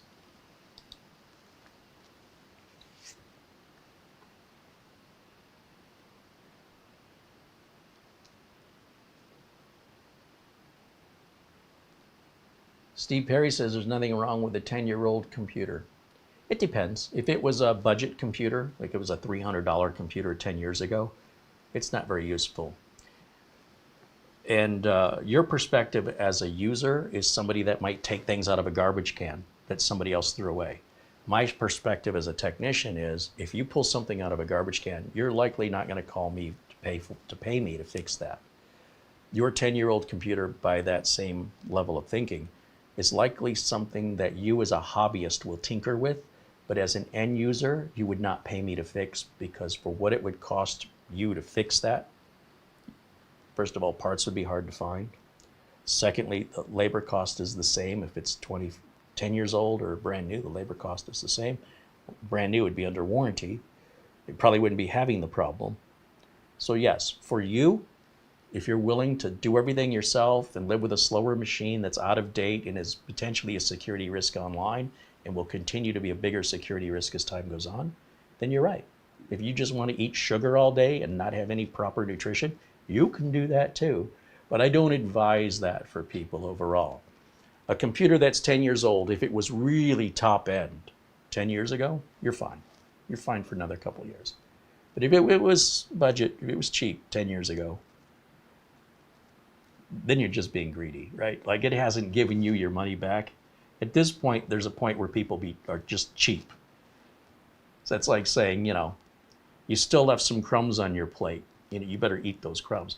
Like if you're desperately poor and that's the last food you're going to get and you're going to live that way, I understand you don't have a choice. But if you're choosing to live a life of desperation, your life is temporary, as is all of ours. I don't know when you're planning to treat yourself to something modern, but I hope it's more than once every 10 years. On the other hand, if it's a hobby for you and you enjoy playing around with different Linux distros, or you're not a typical common user, you can repair things when they break and it's kind of fun for you, well, 10-year-old computers are exactly right for you. But at some point, you will have to replace it. And when you do so, it's for you. You're not doing it for me. You're not doing it for Best Buy. This is your own treat because the machine is faster. It's typically got a much better screen. And there's sort of an ignorance is bliss attitude. If that's all you've ever had, you have no idea what you're missing. And then when you take such a giant leap forward 10 years in technology, and you see that bright, beautiful, crisp screen, you have that warranty and that peace of mind, and battery life is extended, better than anything you've ever owned. It's such a giant leap forward. The most common response is, why didn't I do this earlier? Why was I torturing myself? Why was I wasting my time when this thing does everything so much faster? I could have got a lot of my life back. But some people just like to tinker, and that's fine. Nothing wrong with it. It's just not the common consumer attitude. People want to get as much as they can. People don't have a lot of money to spend. They never have, the general population. And so when they buy something, they want it to last as long as possible. Perfectly understandable. But at 10 years old on a computer, I think that's pushing your luck. And you're going to do one of two things. You're going to be a proactive person, meaning that you're going to have something newer before your current machine forces you to. And when you're proactive, you can shop around, look for the best price, look for coupons or sales. When it dies on you unexpectedly and there is no recovering it, and once you've spent enough of your wasted time figuring out that this is not repairable reasonably, then you will have to buy a new machine, and you will be under pressure to buy it because you can't do without it. And then you're going to pay whatever they charge. And whatever plans you had for that day, those plans are scrapped because now this just took priority because you decided you wanted to be reactive instead of proactive. That's your decision to make. I can't operate a business that way. The reactive customers pay me more, and the proactive customers pay me less. The reactive customers are very stressed out people. They're very difficult people. The proactive customers are calm and relaxed and make a mindful, thoughtful decision in their time. You choose which one you want to be, but also plan your expectations accordingly. I mean, if you want, I bet there's a bunch of Windows 95 computers out there you could be using. Use those too. I mean, where do you stop? I think I have a PDP-11 around here somewhere if you want to start using that. I got my Altair 8800 over there. You could just enter every key with 8 different switches. Don't bother me. You got that kind of time on your hands. But I hope you're not relying on it. All right, enough of the soapbox. Let's see what else we got going on in here. Mortant says he saves his files to his NAS. Again, if you don't have much data, you don't have to worry about this. But if you've got more than one hard drive, more than one mechanical drive in your machine, I think you have an error in judgment, personally, that you are jeopardizing not only access to your data, but even your computer's health. Because if one of those drives fails, and they will, one of them will fail, it could prevent the machine from booting up entirely. So it just creates this whole environment of failure, which every day as it gets older and the more hard drives you've got in there, increases the likelihood and statistical likelihood of you becoming, I don't want to say a victim, because you're a victim of yourself if you're doing this. But then you got every last penny's worth out of that hard drive when it failed and you just lost everything on it. And maybe your computer didn't boot and you had to figure out why, and it was because the failed hard drive was preventing the computer. And all of this was how you spent your day, and probably when you woke up that morning, you didn't think this was going to be how you spent your day. Again, as a business, I need to get in and out fast. I need to help as many customers per day as possible. Customers won't wait forever, and it also makes me more money per day. So this is a cheaper solution that's longer lasting. Take those machines out of there, put them externally, and then you're nowhere near as stressed. Your solutions are much easier. And ultimately, it's going to save you money. But, you may choose to believe differently. It's not my problem. I don't profit from whether or not you believe me or choose to adopt this logical, undeniable, and provable, objective equation. Because I have 30 years in the industry to prove it. I don't care. I don't care if you don't believe me or you don't agree with me. I'm sharing with you. If that has no value to you, you're welcome to keep that to yourself. Otherwise, you could just say thank you and walk away. All right? There's nothing in it for me either way.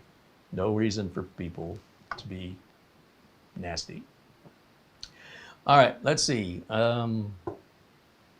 Mortant says, only NVMe's for me.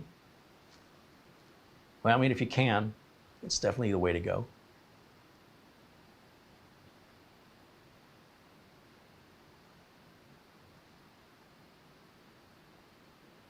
Barry Klein says he'll come out to Phoenix and pick up that PDP-11. Okay, we'll set up a time. Let's see. Maybe an abacus. Hey, why not, right? Just use an abacus. Nothing wrong with it. It still works fine today. Why, you're throwing away a perfectly good abacus? You just put an Ethernet cable on it. Is it wireless? Got a wireless abacus. Jim KJ3N said he won't even work on anything that runs on DDR3 or older. He said that's a rabbit hole. Yeah. Yeah. And if you have any questions regarding tech, especially if there's anything you're struggling with, we're very much more than happy to answer any questions. What we don't like is we don't like you asking questions on behalf of somebody else. We don't like you asking questions based on conjecture and noise that you're seeing and reading and online. You can ask those people, right? If you're questioning them, ask the people, those people, not us. If you actually have a problem that you are experiencing, we are happy to help you. And we encourage you to join us in our live chat. Even right now, at the end of the video, quite often I take a minute and say, look, if you have any questions about what we've done or something entirely different but still tech related, we always reserve a little portion of the show here, sometimes at the beginning, sometimes in the middle if we're waiting for something long process to happen, or now at the end. Maybe there's something you've wondered about, you want explained, we can point you to a link. In other words, we're not going to spend a half an hour explaining it, but we'll point you to a link that will have accurate information that you could learn more about it, whether that's a video or an article. And if there's something we can answer for you, of course, as a technical question or a how-to, don't be shy, do ask, please.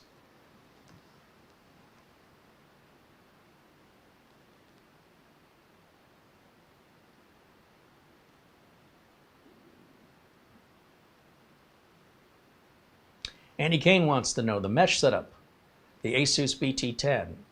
Have you used it since the video? Yeah, Andy, we tried to get it set up and we ran into some issues with it disconnecting. And because we're running a business, we can only do that for so long. We don't have all day to diagnose it. So we took our diagnostics and our log files and we took it to Asus, and the log files were incomplete. And they said, when you get us the complete log files, we'll continue to help you, but we don't have enough information without those logs. That means we have to disassemble or disconnect everything we've got, hook it all right back up again without any solution, just to get back to a system that's rebooting so we can collect the log files properly. Then, as you can imagine, we don't have time for that right now. So currently, the BT10 is sitting off to the side. We're not done with it. We just don't have time. At this time of year, things get very busy for us, and we will revisit it as time permits. Now, if Asus had responded, oh, we're familiar with this, do that, we would have done it. But with Asus requiring more information, that requires us to hook it all back up to collect that information. That means our whole system is down while that's going on. And to do that knowing we're not going to get it back up is a little discouraging when we have other things to do. So that's why there's going to be a delay there. We thank Asus for sending us the BT10 for review. And we definitely want to give it a fair shake. But it's definitely, we're experiencing issues with it that you shouldn't have to experience on a brand new consumer grade product. It should just work. So the very fact we're going through all this isn't really acceptable. On the other hand, I understand Asus's help will be limited because of the lack of information we're giving them to fully understand what the problem is. Because if it's a firmware update that's required, they have to understand why and what has to be updated. So I can't blame them.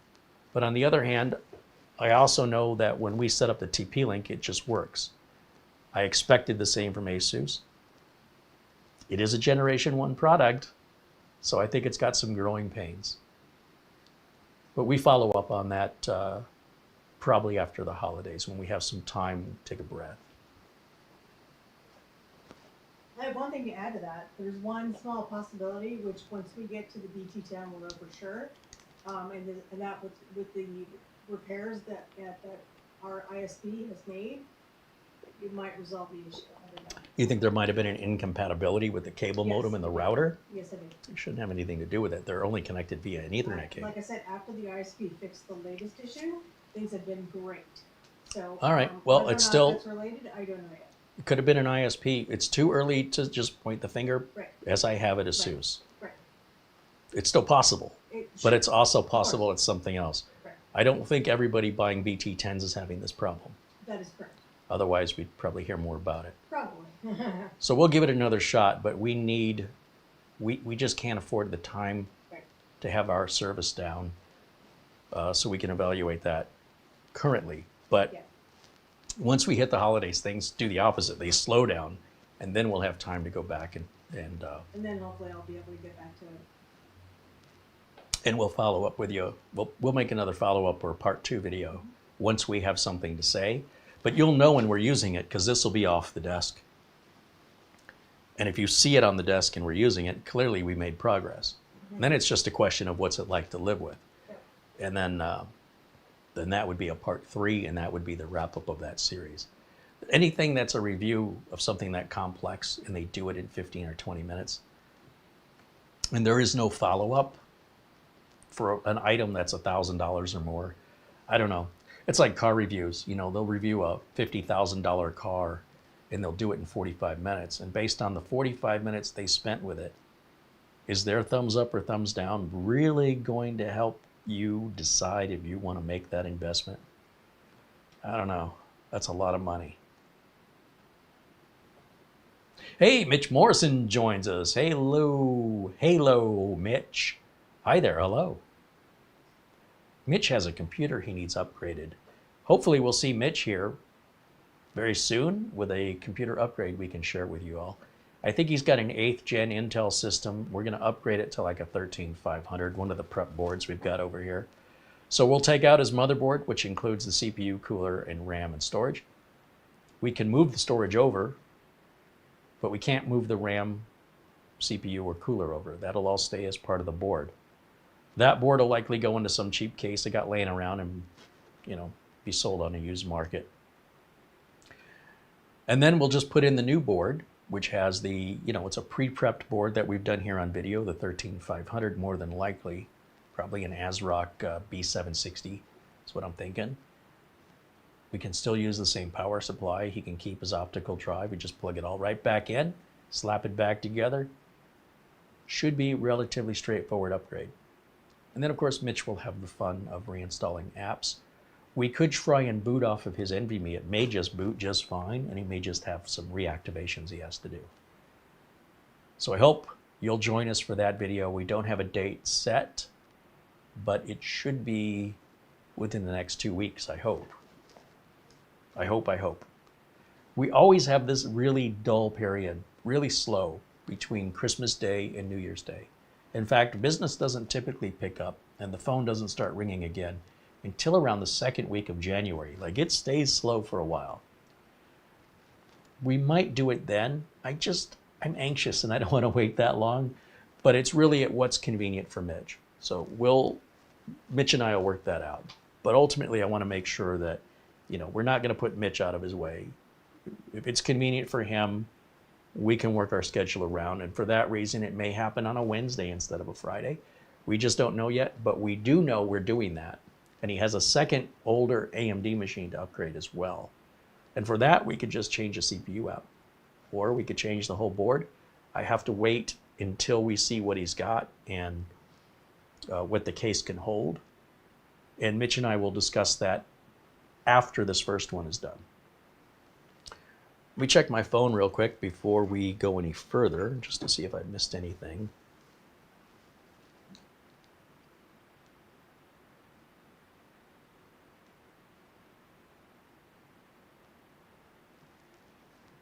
Let's see.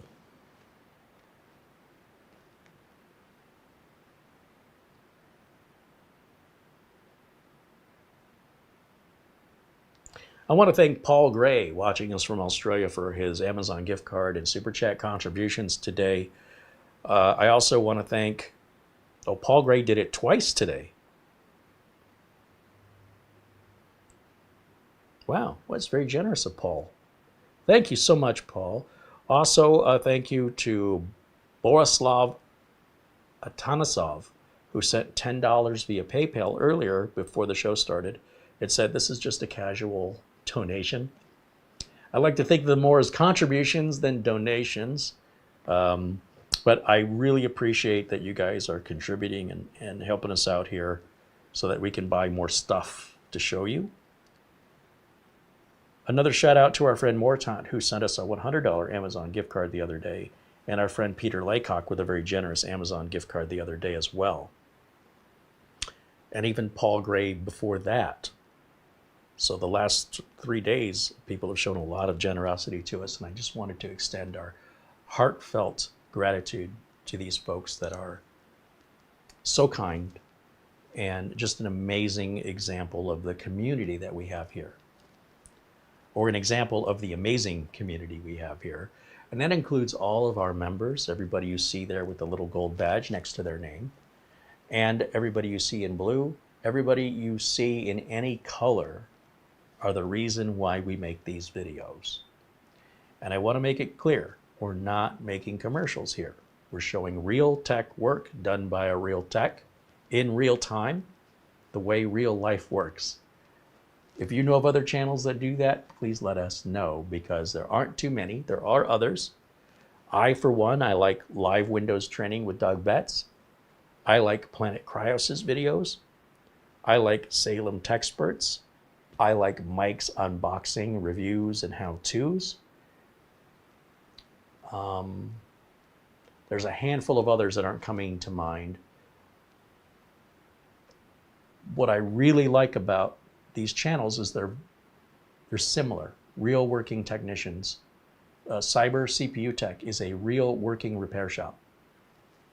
So obviously, as a real working repair tech, I greatly value other repair techs who share the inside secrets and their knowledge of years and years of experience working on hundreds, thousands, tens of thousands, even hundreds of thousands of computers. In my career, easily 60,000 machines, easy, right? When I was working at Intel or any of the big corporations, I was dealing with no less than a half dozen computers a day, 5 days a week, sometimes on the weekends, plus what I did for fun after hours. And then when you add that up from 1991 to 2024, things have slowed down. I have slowed down. I don't work on that many a day anymore. The last big batch I did was 14 PCs, and that was a good 10 years ago. Normally I will do no more than 5 or 6 at a time. And even then I won't do them in one day. I'll do that in like 3 days. And that's busy for me today. Regardless of that, when you consider the scale that real techs are seeing in the real world of real use case scenarios, not simulations, working on a variety of different hardware over the years and being there for all the evolution of Wi-Fi and NVMe and all these different protocols and interfaces, most people don't share that for free.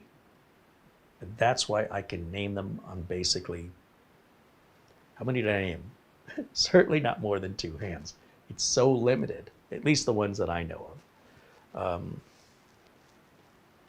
And that's why we do it, because if everybody else was doing it, I wouldn't feel any need to do what's already being done. I'm gonna just see, as soon as I put my glasses back in the drawer, I need them now. I just want to see how our battery charge is coming along.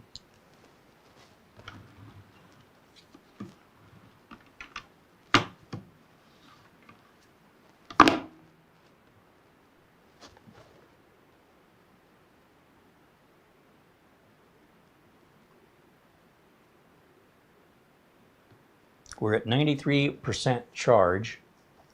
Now at 93%, it's saying I need 10 more minutes before it's fully charged, but I'm gonna pull the cable because I wanna see what my estimated battery life is. And it's probably all too new for it to give us any accurate estimate. But I'm hoping I'm gonna see something more than 3 or 4 hours, because I never saw more than 3 hours on the other machine, well, on this machine with the other battery. So normally, like if I close this, we're going to click on the battery down here and go to battery.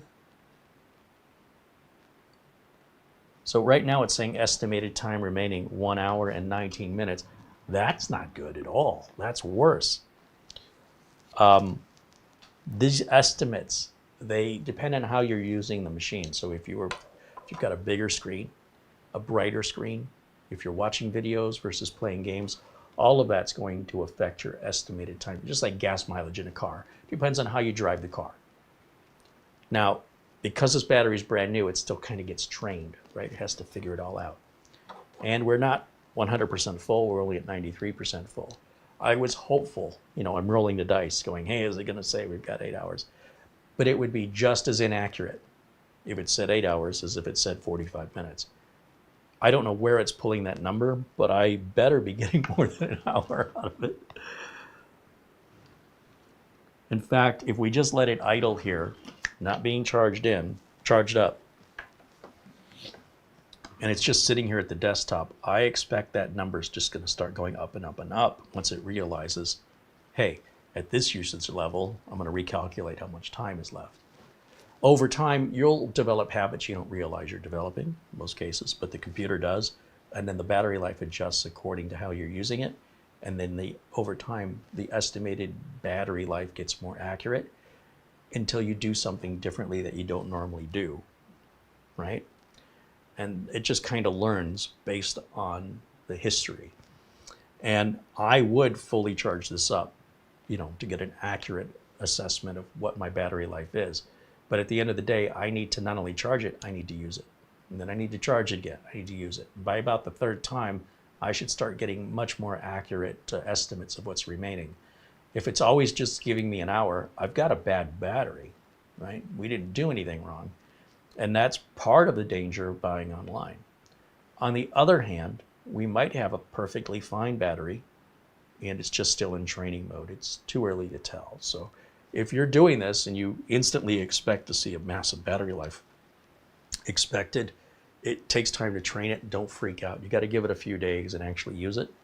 And if it consistently is saying low numbers, at that point it would be time to consider a replacement. And maybe you've received a bad unit. It's too early to tell right now.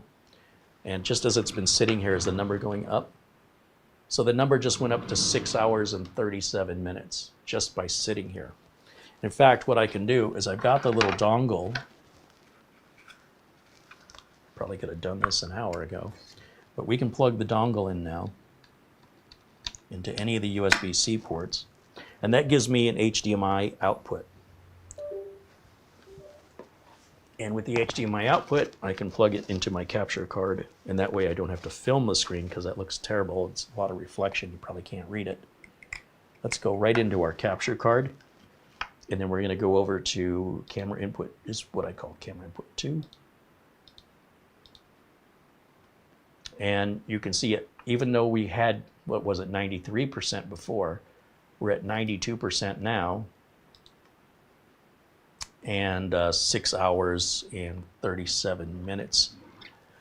And if we want to look at the specs of what this machine is equipped with, we can go over here to our start menu, right click, and go to System. And you can see it's a Dell XPS 159510. This is an 11900H processor. This was the flagship. We did upgrade it on camera to 64 gigs of RAM. And we put a 4 terabyte drive in it, I believe. This is Windows 11 Pro 24H2. If we close this out, oops, close that out. This PC. Bring up our C drive. There's our NAS. It's connected to the NAS. We'll right click. We'll go to properties. We can see what the internal drive is I put in here without having to go look at the upgrade video. I can just click here on hardware. And we have a Sabrent Rocket G 4 terabyte. Now these days, I've been mostly using Samsung, Western Digital, and Beijing for 4 terabyte drives. I just don't see the price value in Sabrent anymore, but we've never had a problem with it. It's a fine drive, and it's for cost reasons alone. It's been reliable, it's the same warranty, and we go back down here. Where I'm finding the battery life is down here. Click on the battery, and then right again down here, click on the battery again. And that's what's taking me to the screen that I'm looking at to determine what my battery life is. Now see, it just dropped to 1 hour and 57 because of how we've been using it. So it's going to fluctuate back and forth. It has no idea how much. Again, it's going to average it out over the course of draining and recharging it about 3 times. That's when any refinement from that point forward should be much less drastic, and the accuracy should be better. As I sit here letting it idle, watch how quickly it starts adjusting that estimated time remaining. It already went up 1 hour before I finished the sentence. So it's still acclimating and adjusting. I've had someone reach out to me and say, the year, down here where you see it says the date 12/1/2024, they said the year went away after a Windows update. All I get is the month and the day. Now, the reason this is confusing for Americans is sometimes we're dealing in a worldwide economy where some people put the day first and then the month. And without the year there, it's kind of hard to orient which way the date's being displayed. So we like having the year. And when I Googled this question, the answer was Microsoft customers asked Microsoft to take the year off. Really? I don't know any customer that's ever wanted the year removed. But that's what Microsoft says. We did it because we were asked to do it.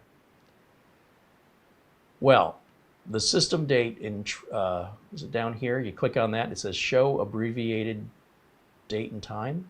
Watch what happens to our clock. And see here, it says 2:54. It doesn't say AM or PM unless you hover over it. But just by default, you get no AM or PM and you get a 12:1. So is it January 12th or is it the 1st of December? I don't know. And so the way you fix that, if you're experiencing this issue, just come down to your clock, right click on it, go to adjust date and time. When the settings come up, go to show time and date in the system tray. And most people go, well, yeah, what's that got to do with it? It has nothing to do with it. It has to do with this little down arrow right here. So if we click on the down arrow or anywhere on this strip, these options pop up. So uncheck the show abbreviated and your full date and time will go back the way it was. And if you wanted to add more seconds, well, that's going to consume more power to do that, but you can turn that on. And that's where those controls are hidden, if you will. And once again, if we want to go back and see how our battery is doing, we click on the battery, click on the battery again. Now we're at what, 89% battery? And now it's saying, even though the battery life is going down, the time is going up. It's very confusing, isn't it? Because it's still evaluating our usage and our averages over the more we use it, the more accurate the average gets, okay? So that's all I was trying to convey earlier. And it's just easier to show you.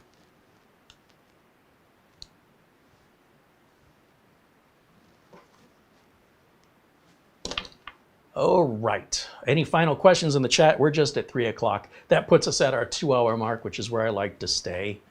And, you know, again, we don't typically broadcast on Saturdays and Sundays, but especially this time of year, we have so much catching up to do. This is going to probably be this way till the holiday. And I hope you'll continue to join us basically daily. Maybe I'll take a day off. We'll see.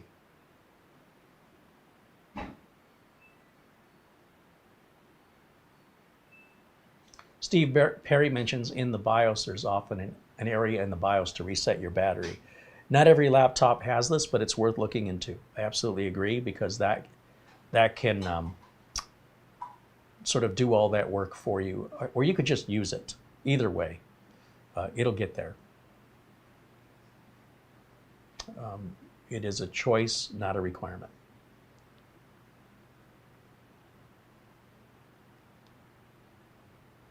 And he says, thanks for the BT10 info. More info will follow soon. We are not done with the BT10, so no conclusions yet.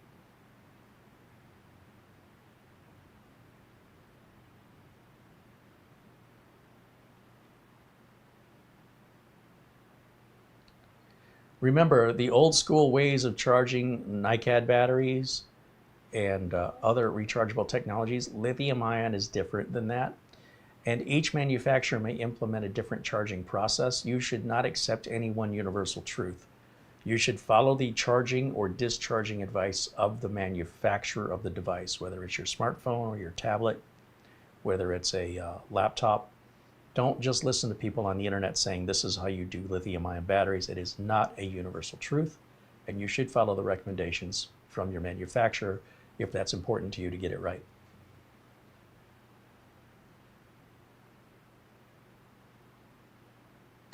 Steve Perry mentions he uses classic shell.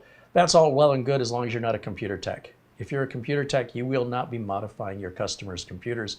And if you've conditioned yourself to be essentially handicapped with the operating system interface, you're going to be a very slow tech, because all of these things you're putting up as your own little personal crutches get in the way of getting your job done when other people don't use the crutches that you're relying on. It is, of course, your choice to put these additions on to hold yourself back in time, but the rest of the world is moving on without you. It doesn't matter as a personal end user what you do, but as a technician, it's important for you to be profitable and for you to be liked by your customers to know what you're doing. And if you've crutched yourself with an old interface because you find that's easier for you to navigate, you're making it harder for you to navigate the less experience you have with the new interface. The only reason the old interface is preferred to you is because that's what you got used to. And once you get used to the new interface, you'll feel the same way when the next interface comes out. But if you refuse, if you want to avoid this interface because you think it's too hard, I assure you, you felt the same way the first time you experienced your preferred interface. You just got familiar. And the only way you're going to get familiar with it is to force yourself to use it. And within about 2 or 3 weeks, you won't even think anything of it. I simply don't have the luxury of crippling myself with a backwards interface from last couple of years ago, because what's going to happen when I need to go into the network settings of the control panel and they're entirely different and I can't remember where it is because I have been holding myself back in time and refusing to keep up. That is my option and it is my choice, and that makes me a terrible tech because it's going to take me longer to figure it out. You should get to know the new interface, give it time, and you'll know it and probably prefer it if you give it the chance. But you don't have to. Nobody's forcing you to. But these are absolutely the attitude of a consumer and not the attitude of a tech. As a tech, making videos coming from a tech perspective, this is the kind of information you should expect from me. That other information, you'll get that from other enthusiasts and home users that have no liability, that have no accountability, and only care about themselves. And that's fine. I only care about others because I'm paid to, right? When these customers call me with their problems, I need to be able to get in and get out as quickly as possible. That makes them happy. It also means I can help more customers per day. That makes me more money. That makes me happy. So these crutches, you know, if you decide to walk around with crutches or a wheelchair and you stop walking, when you try to walk, you might find your legs don't work anymore, that all your muscles have atrophied. Might be easier to roll around, but over time, you're only hurting yourself.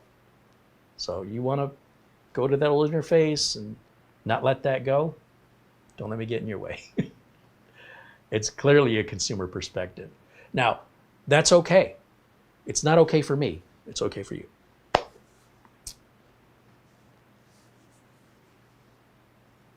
Corey Millen said, like an old man told someone I know, you got to change with the times. You don't have to. No, you absolutely don't. I know people that won't go to a hospital.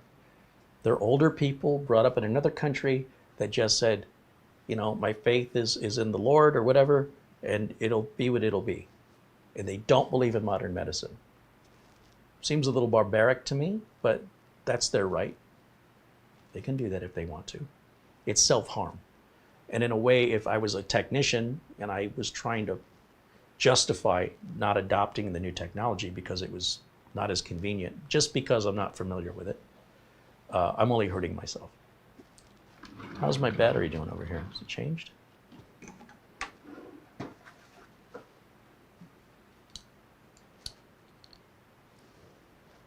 Now it says 4 hours and 17 minutes.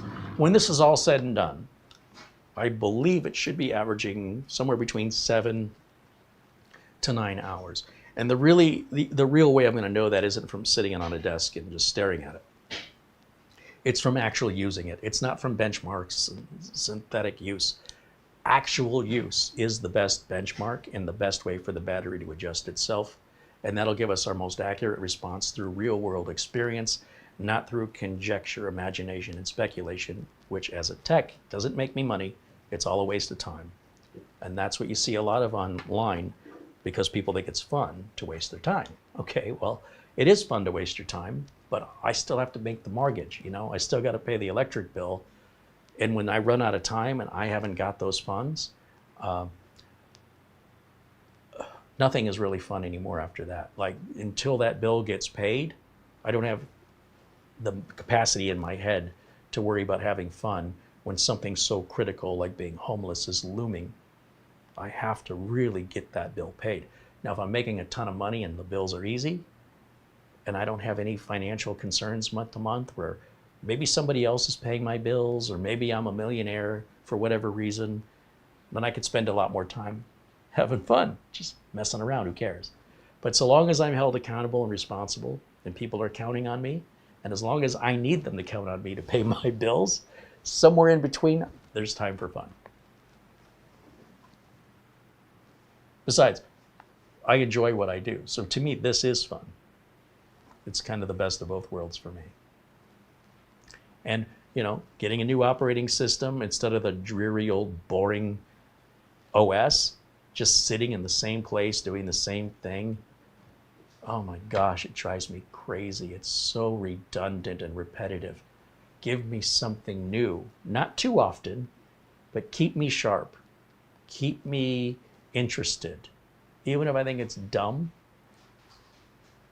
I'm going to learn Windows 7. I'm going to learn Windows Vista. I'm going to learn Windows Millennium 98 SE, 98 non-SE, 95, 3.11, 3.1. I'm going to learn XP and Windows 8 and Vista. Yes, I want to learn them. I may not be too interested the first 6 months, but I promise you, I would be punishing myself in boredom and in just constant predictive, oh, I wonder what I'm going to do today. The same thing I did yesterday. And then I don't even want to get out of bed. You've got to give me a reason. And if you're not learning Windows 11, you're only hurting yourself. I don't want to learn anything. I know enough. I just want to stick with what I know. Don't introduce me to new ideas or new concepts. That's what it sounds like to me. And there's some balance in there, right? I don't want something new every day. I want something new for a while so I can get familiar and comfortable with it. But as soon as I get too comfortable, and I don't have to think anymore, time to change it up. That's what I think.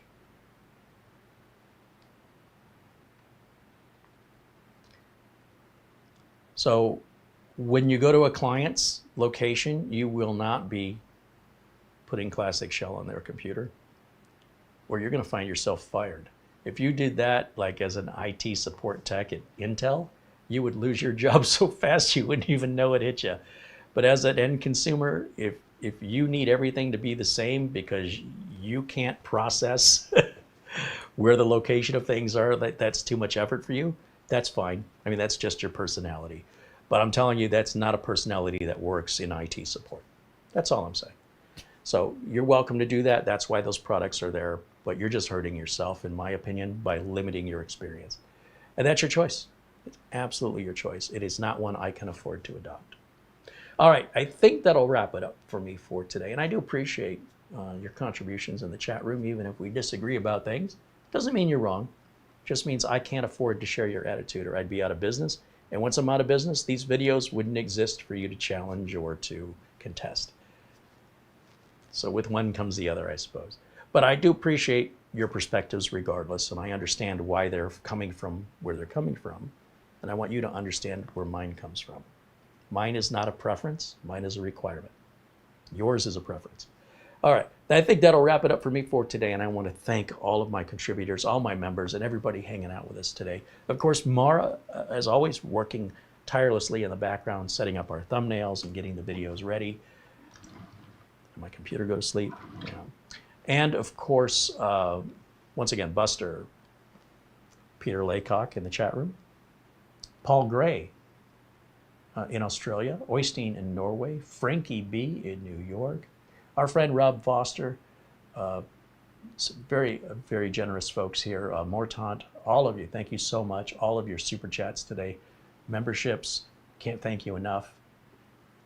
I just really appreciate that we don't have to become a corporate puppet and have to read scripts that other people wrote as though they were my own words, because I don't want to do that. In the meantime, we are back live tomorrow as we are every Monday. We do videos on Mondays just for members only. Those videos obviously have a much smaller viewership. The chat room is much more informal and intimate, as are the videos. It's a behind the scenes look. Sometimes we do some repairs or upgrades I don't share publicly, and exclusive content and one-on-one conversations that you can have with me that I'm not willing to have here or don't have the time. I make the time for the members because the members are making it possible for me to have the time to make the videos. So I try and return that in kind. And every Monday, members only videos are at 1 o'clock They go till about 3 on average, just like most of my videos, same as always, but they are always restricted to members only. They are never made public. And it's just my way of showing gratitude. And also, other benefits of membership include access to our backlog of videos that go back to 2008. Also, if you need to email me for personal help, members have that at any time. Viewers, we do try and help our general viewers within whatever time we have, but members, we make the time because they're supporting us and we would not be here without them. And we are trying to avoid the sponsorship so we're not beholden to any corporation. Well, we will do reviews of products sent to us for free. We are not accepting money for that. Quite frankly, we haven't been offered any money for that either. But sometimes, and quite often, companies want to see the video before we air it. We can't do that on a live video. And for many companies, if they can't control the content, they won't even send you their $10 product for free. In which case, I'll just go buy the $10 product and I'm going to do it anyway. So that's where your memberships come in, and your super chats or PayPal or Amazon gift cards. That's where the stuff comes from, and it goes right back onto the screen again. And I can't thank you enough for it. So for all of you watching the videos for free who have never contributed, please know all those people with badges next to their name and all those names I'm shouting out, they're the ones who've paid for your education and entertainment today. And I don't know, I just think you should know who's paying for it. It's not an advertisement from a big company. And that's what all the big YouTube tech channels do, just telling you. All right, that's going to wrap it up for me for today. I will see you all again very, very soon. Do remember we have discounts on Windows licenses, Microsoft Office license keys from our friends at SCD Keys. The links for that are in the video description. When we first upgraded this laptop, that video is in the video description. We also have, right now, Acronis is running a special for 3 more days. 50% off Acronis Trimage. You don't have to use our link or our code. I'm just telling you, because I want you to save some money. And you know, if you've got a subscription, you can add to that if you haven't already at the 50% off price. RoboForm is still 30% off for new customers only, and that's using our link in the video description. None of these are commission based. I want you to know that. We're putting deals together for you guys. We want to save you some money. You'll notice I don't put products up here that I promote specifically with a link that I'm promoting unless they offer you guys a discount. A lot of companies, they approach us and they want us to do, you know, whatever their product is, and I say, what's the discount for my audience? And they'll say, oh, it's 20% off. And I Google it and I see 20% off for this product is everywhere. I go, what are you doing for my audience? And they often say, we don't do anything special for anyone's audience. And I go, bye. He said, but we'll pay you. I go, bye. You've got to offer my audience something different than you get anywhere else, or we're not working together. Mara's looking at me and smiling because she thinks I'm a pain in the butt because we've turned down a lot of offers. Well, what I was going to say also is I like to mess with the people that are like, will you do this review for blah, blah, blah? And I'm like, sure, we'll do it for 10 grand. Yeah, just throw a large number out there. Throw it out there, yeah. You never know. One of them might say yes one day. But sometimes their question is as offensive as asking. I got a yes a couple of times and I said, great, prove it. Yeah. Give us X Give us a deposit up front. And then they don't talk. Never happened. No, because a lot of those, as a YouTube content creator, you get a lot of spam messages where they claim to be with a company. Yeah. We're with some big company. Reebok, Dasani. Yeah. Some of the Monster. And what they're trying to do is they're trying to get you to download something that has a Levi's. virus, and they can pull your cookies, your tokens, and then they can log in as you and take over your account and use your entire audience to promote Bitcoin. Don't click on random links. Don't do it. It wouldn't even be a random link. Like they're claiming to Usually be from, it's a they're random claiming to link. be from a company they're not really with. Yeah. They'll hit me up on Facebook. They hit me up on Twitter. They hit me up on Gmail. Yeah. They hit me up on LinkedIn. Yeah. They're everywhere. Yeah. Don't click on random links.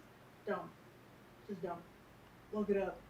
We really enjoy your content. You have a fantastic channel. Oh, that's like the standard opening. Would you review our wireless iPhone charger?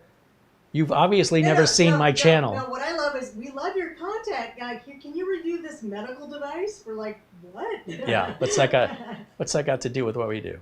Yeah, exactly. How about this heated blanket? Or we have this clothing line that your audience would really love. Yeah. Sure. And it always starts with, we love your content. We're big fans. We love your content, yeah, always. They don't have any idea who I am. Yeah. They're just fishing. And half of them are sincere and half of them are entirely fake. So, yeah, finding the real ones. It's entertainment for me, though. I'm glad that you do that now. I'm so sick of it. But apparently it's effective. That's why they keep doing it. You know. But in the meantime, that'll wrap it up for us for today. Again, thank you to everybody for hanging out with us today. I am going to see you all very, very soon. We'll have the G7 Ti, the brand new high-end 14900 gaming mobile PC. I'm so excited. We bought this. Minis Forum did not send it to us for free. And it's probably going to replace my Galaxy Book 3 if everything goes the way I think it's going to. Not that I have any complaints about my Galaxy Book 3, but this is better. On paper, it's way better. And I have left it in a box. I have not removed it from the box. And I will not do so until Tuesday. And we will unbox it together for the very first time. So excited. And, of course, tomorrow, Monday, is members only.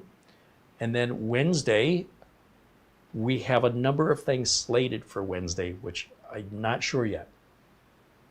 Because Wednesday, Thursday, and Friday, I've got to shift some things around. I'm not quite sure how that's going to work out. With yesterday's build, when we were doing the Asus Z890 Creator Wi-Fi board that had the memory error, after the show, I was able to replicate that error, and it came up right away. This is within 10 seconds. Here it says time right in the middle of the screen. Time 25 seconds. We already had 10 errors. Errors on memory are not fixable. You basically have to send the memory that's bad back. However, because the memory is sold in pairs, it's matched set of RAM, then both memory modules have to go back. I have ordered another kit of memory, and I'm still within my 30-day return window for Amazon. So I'm going to, sometime this week, put that memory back in the package. The other RAM stick passed, no problems, but that doesn't matter. It doesn't matter that the other RAM stick passed because we can't keep it. It's got to go back with the bad one. We'll get a brand new set. And the reason why I'm delaying the return is I want to make sure Amazon doesn't send me back the same memory. So I'm going to wait until I get my new memory first, and then I'm going to drop my current memory back off to the UPS store where it can return for free. And that'll be faster than dealing with Guile. But we just returned a Guile set of memory. And now this is now the second set that's bad. I might start avoiding that brand. Golden Empire International Limited, I think is GEIL. I had never heard of them before, and when it rains, it pours. Getting bad memory is pretty rare. And I'll tell you what happens with the memory in shipping.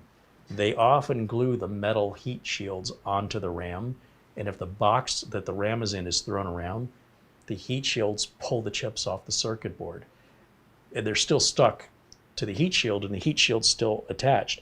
But if you pulled it apart, you'd see your RAM chips are no longer on the circuit board. When you see that many errors, that's usually what happened, but you don't want to pry it apart and look because you'll void the warranty. So just close it back up, send it back. The Amazon returns are painless. I paid $190 after tax for the 2 sticks of 48 gig. It's $5 cheaper now. So I suppose that's my payment for the hassle, is when I purchased the new set of RAM, it was $5 cheaper. So it came out to like $185. And if I had just exchanged it, I wouldn't have gotten the $5 discount. It actually makes more sense to save the $5 to make sure I have the new RAM before I send the old RAM back, to make sure I don't get the old RAM back, and let Amazon do whatever they do with it. Once we've exceeded our return period for Amazon, then I'd have to deal with Guile, and they were fine, but it takes an average of about 3 weeks, and that would postpone our build. So we should have the new memory at some point tomorrow, and we'll be able to pick up that Z890 build Wednesday, Thursday, Friday. I'm not sure yet, but that's another thing. We are very busy here. Thank you guys so much for watching. We will see you all again very, very soon. And until next time, bye for now.